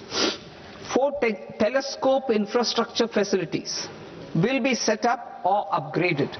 The National Large Solar Telescope, the National Large Optical Infrared Telescope, the Himalayan Chandra Telescope, and the Cosmos 2 Planetarium. Tourism. The tourism sector has the potential to play a large role in the employment generation, forex earnings, and expanding the local economy. I propose to set up a National Institute of Hospitality by upgrading the existing National Council for Hotel Management and Catering Technology. It will function as a bridge between academia, industry, and government. I also propose a pilot scheme for upskilling 10,000 guides in 20 iconic tourist sites through a standardized, high-quality, 12-week training course in hybrid mode in collaboration with the Indian Institute of Management. A national destination digital knowledge grid will be established to digitally document all places of significance, cultural, spiritual, and heritage. This initiative will create a new ecosystem of jobs for local researchers, historians, content creators, and technology partners. India has the potential and opportunity to offer world-class trekking and hiking experience. We will develop ecologically sustainable mountain trails in Himachal Pradesh, Uttarakhand, and Jammu Kashmir. Also in Araku Valley in the Eastern Ghats and Podigai Malai in the Western Ghats. Turtle trails along key nesting sites in the coastal areas of Odisha, Karnataka, and Kerala. And 3 bird watching trails along the Pulikat Lake in Andhra Pradesh, Tamil Nadu. It's on the border. Under the visionary leadership of Honorable Prime Minister, we established the International Big Cat Alliance in 2024. This year, India is hosting the first ever Global Big Cat Summit, where heads of governments and ministers from 95 range countries will deliberate on collective strategies for conservation. Heritage and culture tourism. I propose to develop 15 archaeological sites, including Lothal, Dolavira, Rakhi Gadi, Adichanallur, Saranath, Hastinapur, and Leh Palace into vibrant experiential cultural destinations. Excavated landscapes will be open to the public through curated walkways. Immersive storytelling skills and technologies will be introduced to help conservation labs, interpretation centers, and guides. The sports sector provides multiple means of employment, skilling, and job opportunities. Taking forward the systematic nurturing of sports talent which is set in motion through the Khelo India program earlier, I propose to launch a Khelo India mission to transform the sports sector over the next decade. The mission will facilitate an integrated talent development pathway supporting supported by training centers which are foundational, intermediate and elite levels. B. Systematic development of coaches and support staff. C. Integration of sports science and technology. D. Competitions and leagues to promote sports culture and provide platforms. And E. Development of sports infrastructure for training and competition. Our third Kartavya aligns with our vision of Sabka Saath Sabka Vikas towards Vikasit Bharat. This requires targeted efforts for 1. Increasing farmer incomes through productivity enhancement and entrepreneurship, with special attention to small and marginal farmers. B. Empowering Divyangjan through access to livelihood opportunities, training and high quality assistive devices. C. Empowering the vulnerable to access mental health and trauma care. D. Focus on the Purvodaya states and the Northeast region to accelerate development and employment opportunities. Fisheries. We will undertake initiatives for integrated development of 500 reservoirs and Amrit Sarovars. 2. Strengthen the fisheries value chain in coastal areas and enable market linkages involving startups and women-led groups together with fish farmer producer organizations. Animal husbandry. To provide quality employment opportunities in rural and peri-urban areas, we will support the animal husbandry sector in entrepreneurship development through A. A credit-linked subsidy program. B. Scaling up and modernization of livestock enterprises. C. Enhanced creation of livestock, dairy and poultry. Enhanced creation of livestock, dairy and poultry focused integrated value chains. And D. Encourage creation of livestock farmer producer organizations. High value agriculture. To diversify farm outputs, increase productivity, enhance farmers' incomes and create new employment opportunities, we will support high value crops such as coconut, sandalwood, cocoa, cashew in the coastal areas, agar trees in northeast, and nuts such as almonds, walnuts and pine nuts in our hilly regions. These, all of them, will be supported. India is the world's largest producer of coconuts. About 30 million people, including nearly 10 million farmers, depend on coconuts for their livelihood. To further enhance competitiveness in coconut production, I propose a coconut promotion scheme to increase production and enhance productivity through various interventions, including replacing and non-productive trees with new saplings or plants or varieties in major coconut growing states. A dedicated program is proposed for Indian cashew and cocoa to make India self-reliant in raw cashew and coconut production and processing, enhance export competitiveness, and transform Indian cashew and Indian cocoa into premium global brands by 2030. Sandalwood. Sandalwood is closely linked to India's social and cultural heritage. Our government will partner with state governments to promote focused cultivation and post-harvest processing to restore the glory of the Indian sandalwood ecosystem, to rejuvenate old, low-yielding orchards and expand high-density cultivation of walnuts, almonds and pine nuts. We will support a dedicated program to enhance farmer incomes and in bringing value addition by engaging youth.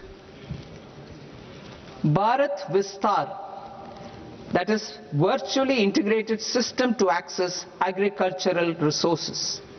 I propose to launch Bharat Vistar, a multilingual AI tool that shall integrate the AgriStack portals and the ICAR package on agricultural practices with AI systems.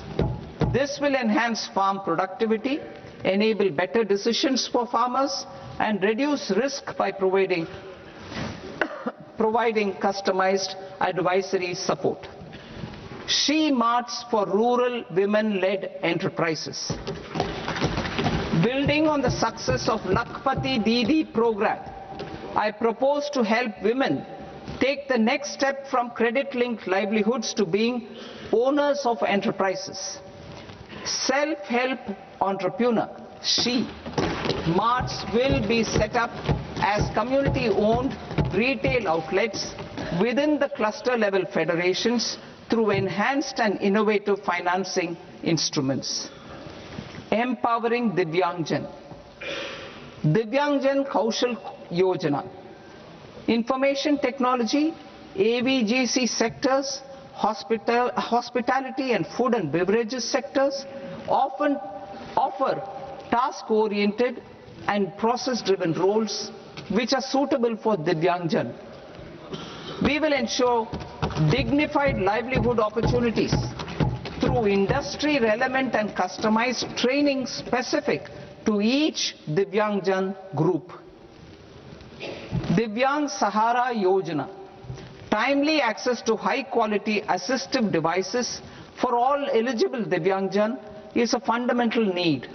I propose to 1. Support the Artificial Limbs Manufacturing Corporation of India, Alimco, to set up and to scale up production of assistive devices, invest in R&D and AI integration, strengthen PM Divyasha Kendras, and support setting up of assistive technology marts as modern retail style centers where Divyangjan and senior citizens can see, try and purchase assistive products. Reaffirming our commitment to mental health and trauma care. There are no national institutes for mental health care in North India. We will therefore set up a NIMHANS 2 and also upgrade national mental health institutes in Ranchi and in Tezpur as regional apex institutions. Emergencies expose families, particularly the poor and vulnerable, to unexpected expenditure. We will strengthen and increase these capacities by 50% in district hospitals by establishing emergency and trauma care centers. Focus on Purvodaya states and northeastern regions. Purvodaya. I propose the development of an integrated East Coast industrial corridor with a well-connected node at Durgapur, creation of 5 tourism destinations in 5 Purvodaya states, and the provision of 4,000 e-buses. Buddhist sites in northeastern region. The northeastern region is a civilizational confluence of Theravada and Mahayana or Vajrayana traditions. I propose to launch a scheme for development of Buddhist circuits in Arunachal Pradesh, Sikkim, Assam, Manipur, Mizoram and Tripura. The scheme will cover preservation of temples and monasteries, pilgrimage interpretation centers, connectivity and pilgrim amenities. 16th Finance Commission. On 17th November 2025, the 16th Finance Commission submitted its report to the President. As mandated under Article 281 of the Constitution, the government is to lay the report along with the explanatory memorandum on the action taken report on the recommendations of the Commission in Parliament, which, Sir, Honourable Speaker, you have allowed me to do at the commencement of this session. The government has accepted the recommendation of the Commission to retain the vertical share of devolution at 41%. As recommended by the Commission, I have provided 1.4 lakh crores of rupees to the states for the year 2026-2027 as Finance Commission grants. These include rural and urban local body and disaster management grants. Fiscal consolidation. Government has been delivering on our fiscal commitments consistently without compromising on social needs. To strive towards accepted standards of fiscal management in Budget 25-26, I had indicated that the central government would target reaching a debt to GDP ratio of 50 plus or minus 1% by 2030-31. In line with this, the debt to GDP ratio is estimated to be 55.6% of GDP in BE 26-27, compared to 56.1% of GDP in RE 25-26. A declining debt to GDP ratio will gradually free up resources for priority sector lending and expenditure by reducing the outgo on interest payments. One of the main operational instruments for debt targeting is the fiscal deficit. I am happy to inform this august House that I fulfilled my commitment made in 2021-2022 to reduce fiscal deficit below 4.5% of GDP by 25-26. In RE 25-26, the fiscal deficit has been estimated at par with BE of 2025-26 at 4.4% of GDP. In line with the new fiscal prudence path of debt consolidation, the fiscal deficit in BE 26-27 is estimated to be 4.3% of the GDP.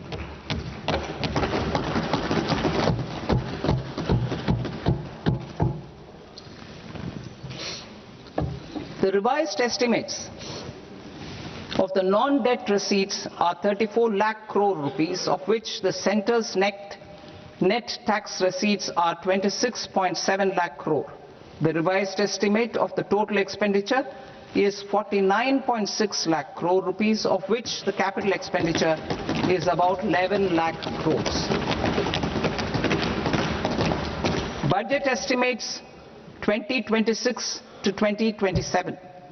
Coming to 26-27, the non-debt receipts and the total expenditure are estimated as 36.5 lakh crore and 53.5 lakh crore respectively. The centre's net tax receipts are estimated at 28.7 lakh crore rupees. To finance the fiscal deficit, the net market borrowings from dated securities are estimated at 11.7 lakh crore rupees. The balance financing is expected to come from small savings and other sources. The gross market borrowings are estimated at 17.2 lakh crore rupees. I'll now move to Part B. Part B, direct taxes.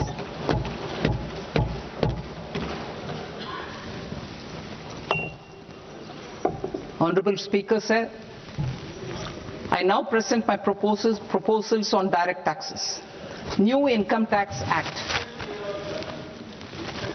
In July 2024, I announced a comprehensive review of the Income Tax Act 1961. This was completed in a record time, and the Income Tax Act 2025 will come into effect from 1st April 2026. The simplified income tax rules and forms will be notified shortly, giving adequate time to taxpayers to acquaint themselves with its requirements. The forms have been redesigned such that ordinary citizens can comply without difficulty. Ease of living. I propose that any interest awarded by the Motor Accident Claims Tribunal to a natural person will be exempt from income tax, and any TDS on this account will be done away with. I propose to reduce TCS rate on the sale of overseas tour program package from the current 5% and 20% to 2% without any stipulation of amount. I propose to reduce TCS rate for pursuing education and for medical purposes under the Liberalized Remittance Scheme, popularly known as LRS, from 5% to 2%. Supply of manpower services is proposed to be specifically brought within the ambit of payment to contractors for the purpose of TDS to avoid ambiguity. Thus, TDS on these services will be at the rate of either 1% or 2% only. I propose a scheme for small taxpayers wherein a rule-based automated process will enable obtaining a lower or nil deduction certificate instead of filing an application with the assessing officer. For the ease of taxpayer holding securities in multiple companies, I propose to enable depositories to accept Form 15G or Form 15H from the investor and provide it directly to various relevant companies. I propose to extend time available for revising returns from 31st December to up to 31st March with the payment of a nominal fee. I also propose to stagger the timeline for filing of tax returns. Individuals with ITR 1 and ITR 2 returns will continue to file till 31st July, and non-audit business cases or trusts are proposed to be allowed time till 31st August. TDS on sale of immovable property by a non-resident is proposed to be deducted and deposited through resident buyers and his or her PAN-based challan instead of requiring a TAN, which is a temporary accounting number.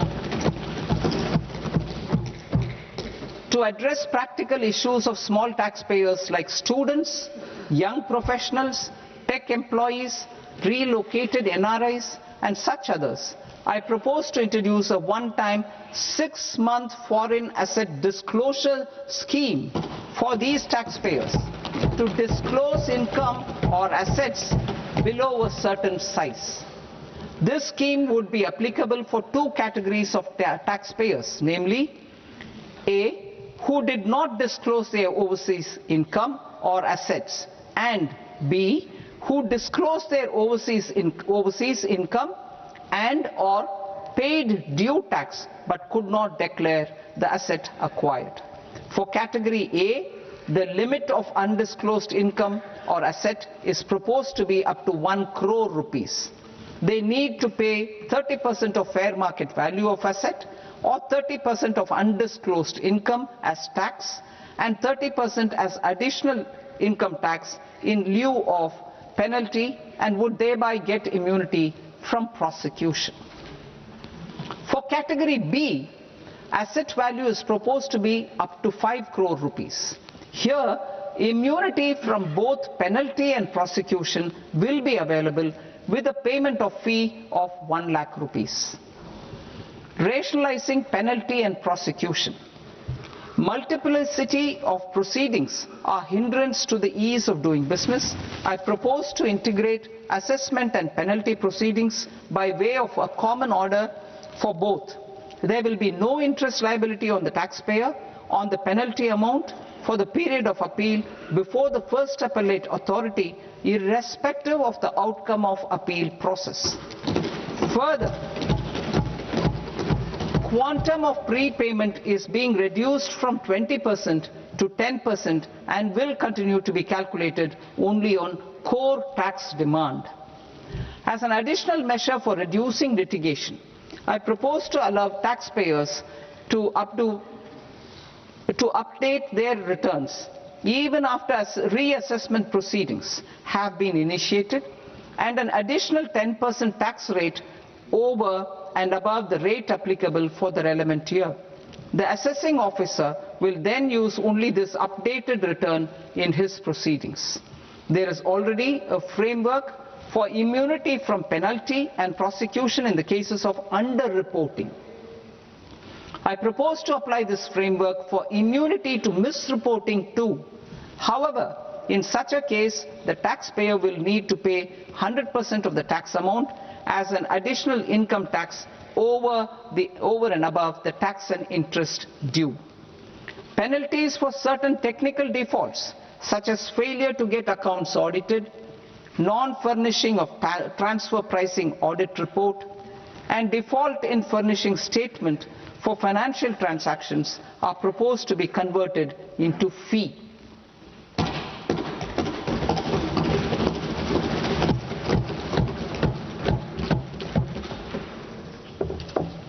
I propose to rationalize prosecution framework under Income Tax Act while maintaining a careful balance for deterrence in some serious offence. Non-production of books of account and documents and requirement of TDS payment where payment is made in kind are being decriminalized. Further, minor offences will attract fine only. The remaining prosecutions will be graded commensurate with the quantum of offence. They will entail only simple imprisonment with maximum imprisonment reduced to 2 years and power to courts to convert even those into fines. There is no penalty. There is no penalty presently for non-disclosure of non-immovable foreign assets with aggregate value less than 20 lakh rupees. I propose to also provide them with immunity from prosecution with retrospective effect from 1/10/2024.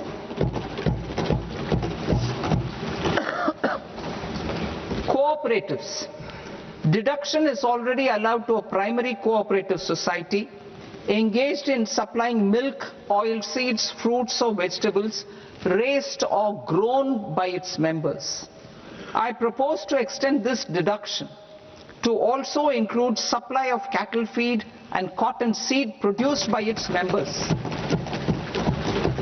I propose to allow inter-cooperative society dividend income as deduction under the new tax regime to the extent it is further distributed to its members. I further propose to allow exemption for a period of 3 years to dividend income received by a notified national cooperative federation on their investments made in companies up to 31/1/2026. This exemption would be allowed only for dividends further distributed to its member cooperatives. Supporting IT sector as India's growth engine. India is a global leader in software development services, IT-enabled services, knowledge process outsourcing services, and contract R&D services relating to software development. These businesses and their segments are quite interconnected with each other. All these services are proposed to be clubbed under a single category of information technology services with a common safe harbor margin of 15.5% applicable to all.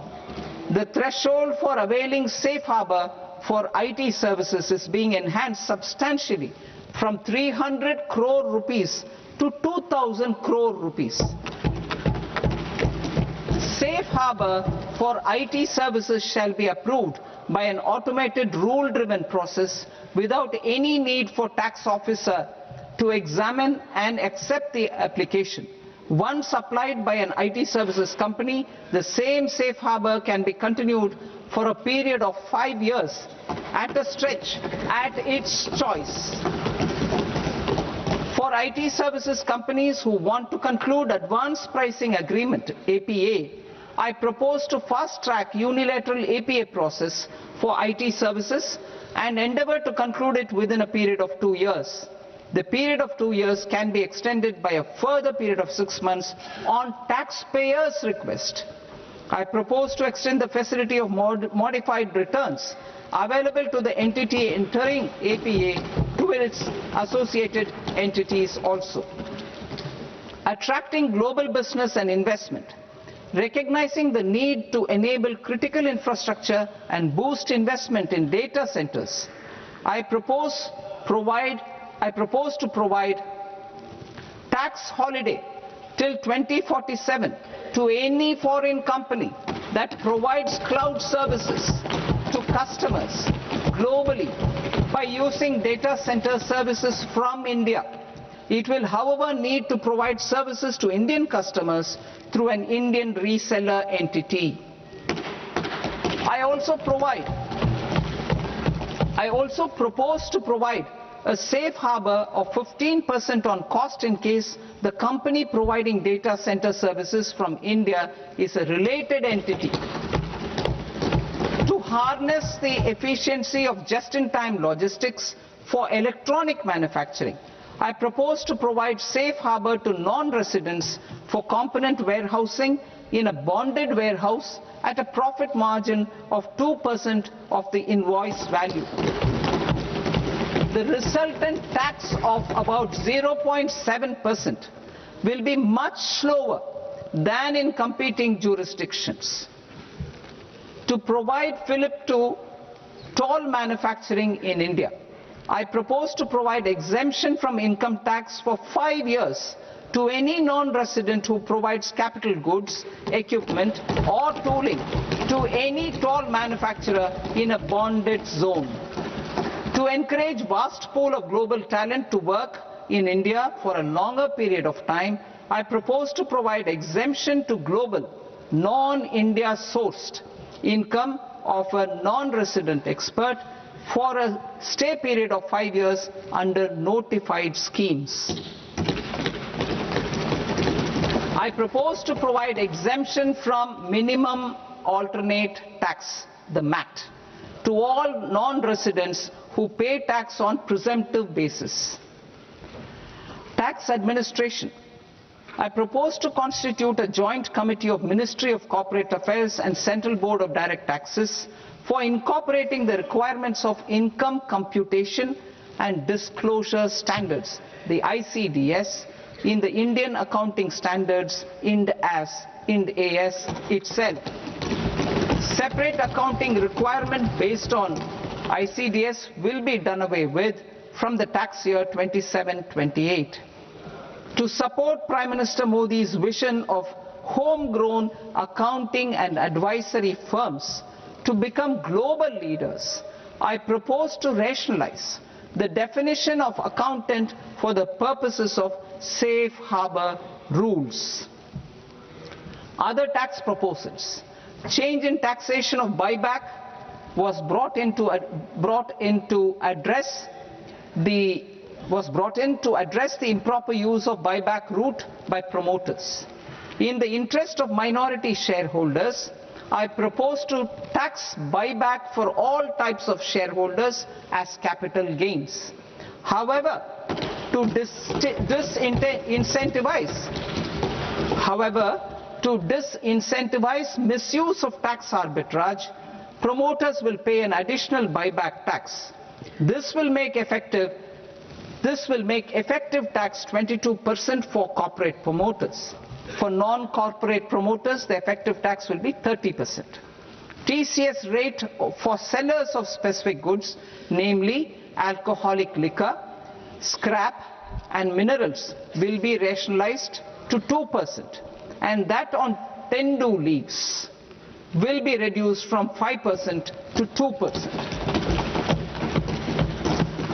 I propose to raise the STT on futures to 0.05% from the present 0.02%. STT on options premium and exercise of options are both proposed to be raised to 0.15% from the present rate of 0.1% and 0.125% respectively. We reformed the taxation landscape for corporates in 2019 by providing them a simplified regime with lower tax rate so that they could productively focus on business rather than on claim of deductions and exemptions.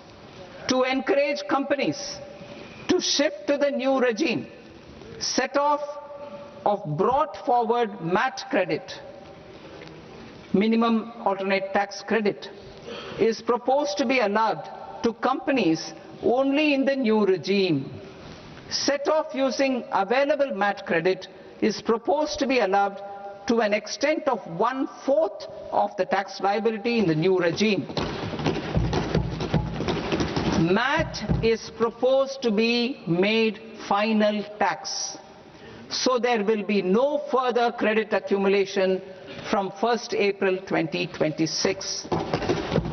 In line with this change, the rate of final tax is being reduced to 14% from the current MAT rate of 15%.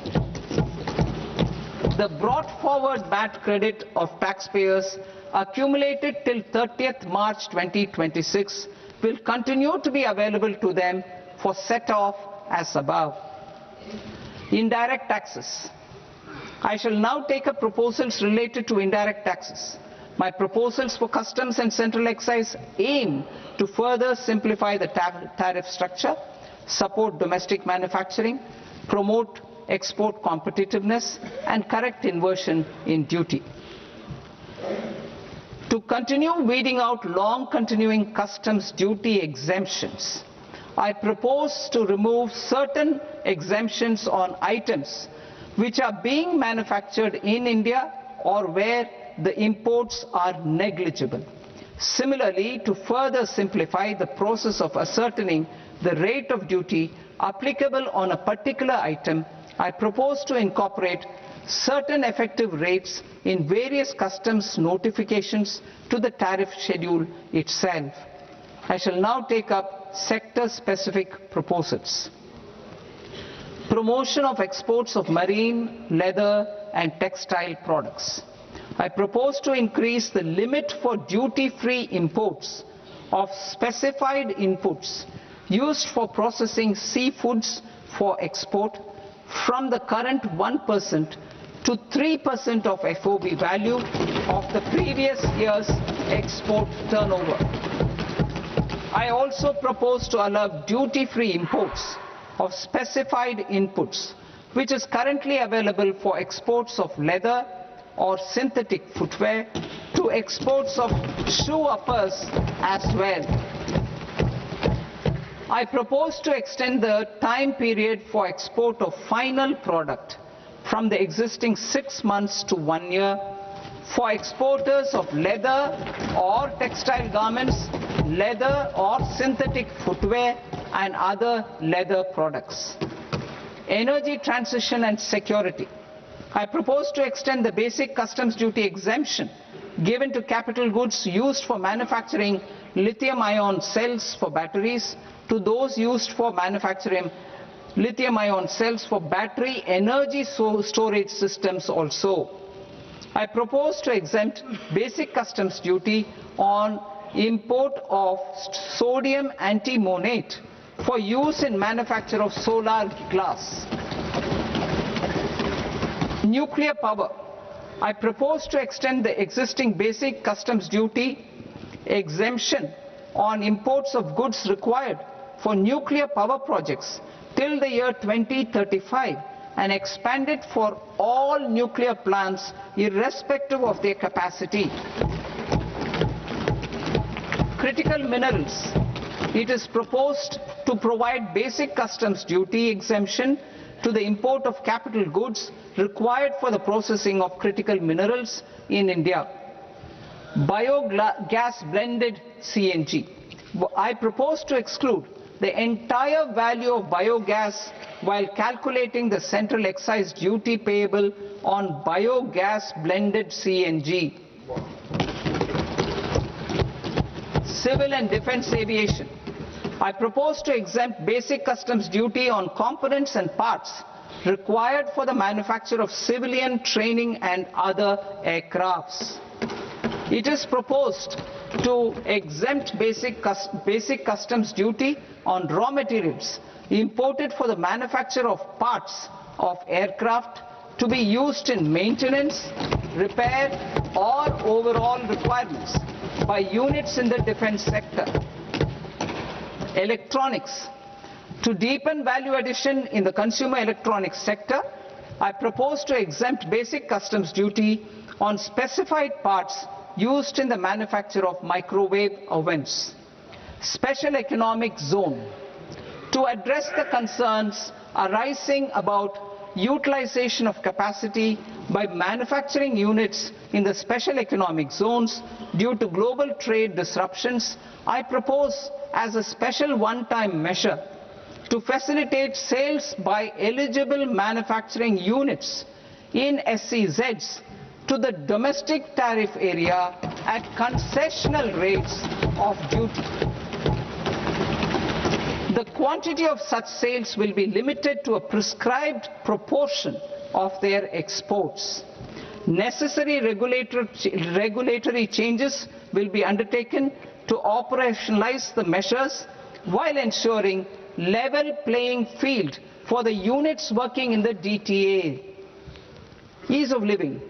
To rationalize the customs duty structure for goods imported for personal use, I propose to reduce the tariff rate on all dutiable goods imported for personal use from 20% to 10%. To provide relief to patients, particularly those suffering from cancer, I propose to exempt basic customs duty on 17 drugs or medicines. I propose also to add 7 more rare diseases for the purposes of exempting import duties on personal imports of drugs, medicines, and food for special medical purposes used in their treatment. Customs process. India's role and share in the global trade is poised for a major leap in line with our ambition and journey towards Vikasit Bharat. In this regard, I propose many measures for custom processes to have minimal intervention for smoother and faster movement of goods and greater certainty to the trade. Trust-based systems. I propose to enhance duty deferral period for Tier 2 and Tier 3 authorized economic operators, known as AEOs, from 15 days to 30 days. I propose to provide eligible manufacturer importers the same duty deferral facility. This should encourage them to get themselves accredited as a full-fledged Tier 3 AEO in due course. To provide greater certainty and for better business planning, I propose to extend validity period of advance ruling binding on customs from the present 3 years to 5 years. In the spirit of the whole of government approach,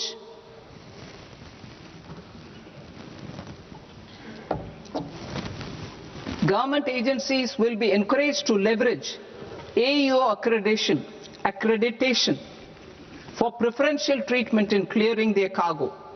Regular importers with trusted long-standing supply chains will be recognized in the risk system so that the need for verification of their cargo every time can be minimized.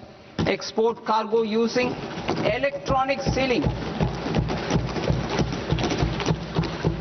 Export cargo using electronic sealing will be provided through clearance from the factory premises to the ship. For import of goods not needing any compliance, filing of bill of entry by a trusted importer and arrival of goods will automatically notify customs for completing their clearance formalities. This will enable goods to be released immediately on arrival. The customs warehouse framework will be transformed into a warehouse operator-centric system with a self-declarations, electronic tracking, and risk-based audit. These reforms will move away from the current system of officer-dependent approvals and reduce transaction delays and compliance costs. Ease of doing business. Approvals required for cargo clearance from various government agencies will be seamlessly processed through a single and interconnected digital window by the end of the financial year. processes involved in clearance of food, drugs, plant and animal and wildlife products, accounting for about 70% of interdicted cargo, will be operationalized on this system by April 2026 itself. For goods not having any compliance requirement, clearance will be done by customs immediately after online registration is completed by the importer, subject to the payment of duty. Customs integrated system will be rolled out in 2 years as a single integrated and scalable platform for all customs processes. Utilization of non-intrusive scanning with advanced imaging and AI technology for risk assessment will be expanded in a phased manner with the objective to scan every container across all the major ports. New export opportunities to support Indian fishermen to fully harness the economic value of marine resources beyond our territorial waters. The following measures will be taken. A. Fish catch by an Indian fishing vessel in exclusive economic zone or on the high seas will be made free of duty. Landing of such fish on foreign port will be treated as export of goods. Safeguards will be put in place to prevent misuse during fish catch, transit or transshipment. To support aspirations of India's small businesses, artisans and startups to access global markets through e-commerce, I am pleased to announce complete removal of the current value cap of 10 lakh rupees per consignment on courier exports. In addition, handling of rejected and returned consignments will be improved with effective use of technology for identifying such consignments. I propose to revise provisions governing baggage clearance during international travel to address genuine concerns of passengers. The revised rules will enhance duty-free allowances in line with the present-day travel realities and provide clarity in temporary carriage of goods brought in or taken out. There are honest taxpayers who are willing to settle disputes by paying all their dues, but they get deterred due to negative connotation associated with penalty. They will now be able to close cases by paying an additional amount in lieu of penalty. Honorable Speaker, sir, with this I commend the budget to this august House. Jai Hind.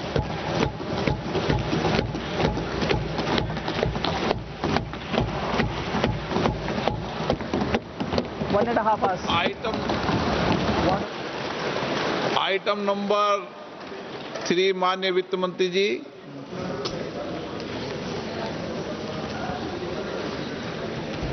Item number 2, sir. 3.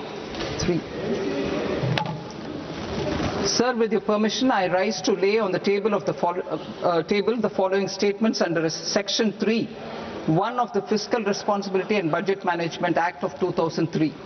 Medium-term fiscal policy cum fiscal policy strategy statement and macroeconomic framework statement. Item number 4 माननीय वित्त मंत्री जी। Sir, with your permission, I move for leave to introduce the Finance Bill 2026. प्रश्न ये कि विधेयक को पुनर्स्थापित करने की अनुमति प्रदान की जाए। जो सदस्य इस पक्ष में हाँ गए, जो सदस्य विरोध में ना गए, मेरे विचार में निर्णय हाँ वालों के पक्ष में हाँ वालों के पक्ष में अनुमति प्रदान की जाती है। माननीय मंत्री जी, अब विधेयक पुनर्स्थापित करें। Sir, I introduce the bill. माननीय सदस्यगण, आपको सूचित किया जाता है कि माननीय वित्त मंत्री जी के बजट भाषण की कॉपी पब्लिकेशन काउंटर पर ली जाती है। बजट भाषण और बजट से संबंधित दस्तावेज आपके मोबाइल फोन और मेंबर पोर्टल्स पर ही उपलब्ध है। सभा की कार्रवाई कल सोमवार दिनांक 2 फरवरी 2026 को प्राप्त 11 बजे तक के लिए स्थगित की जाती है।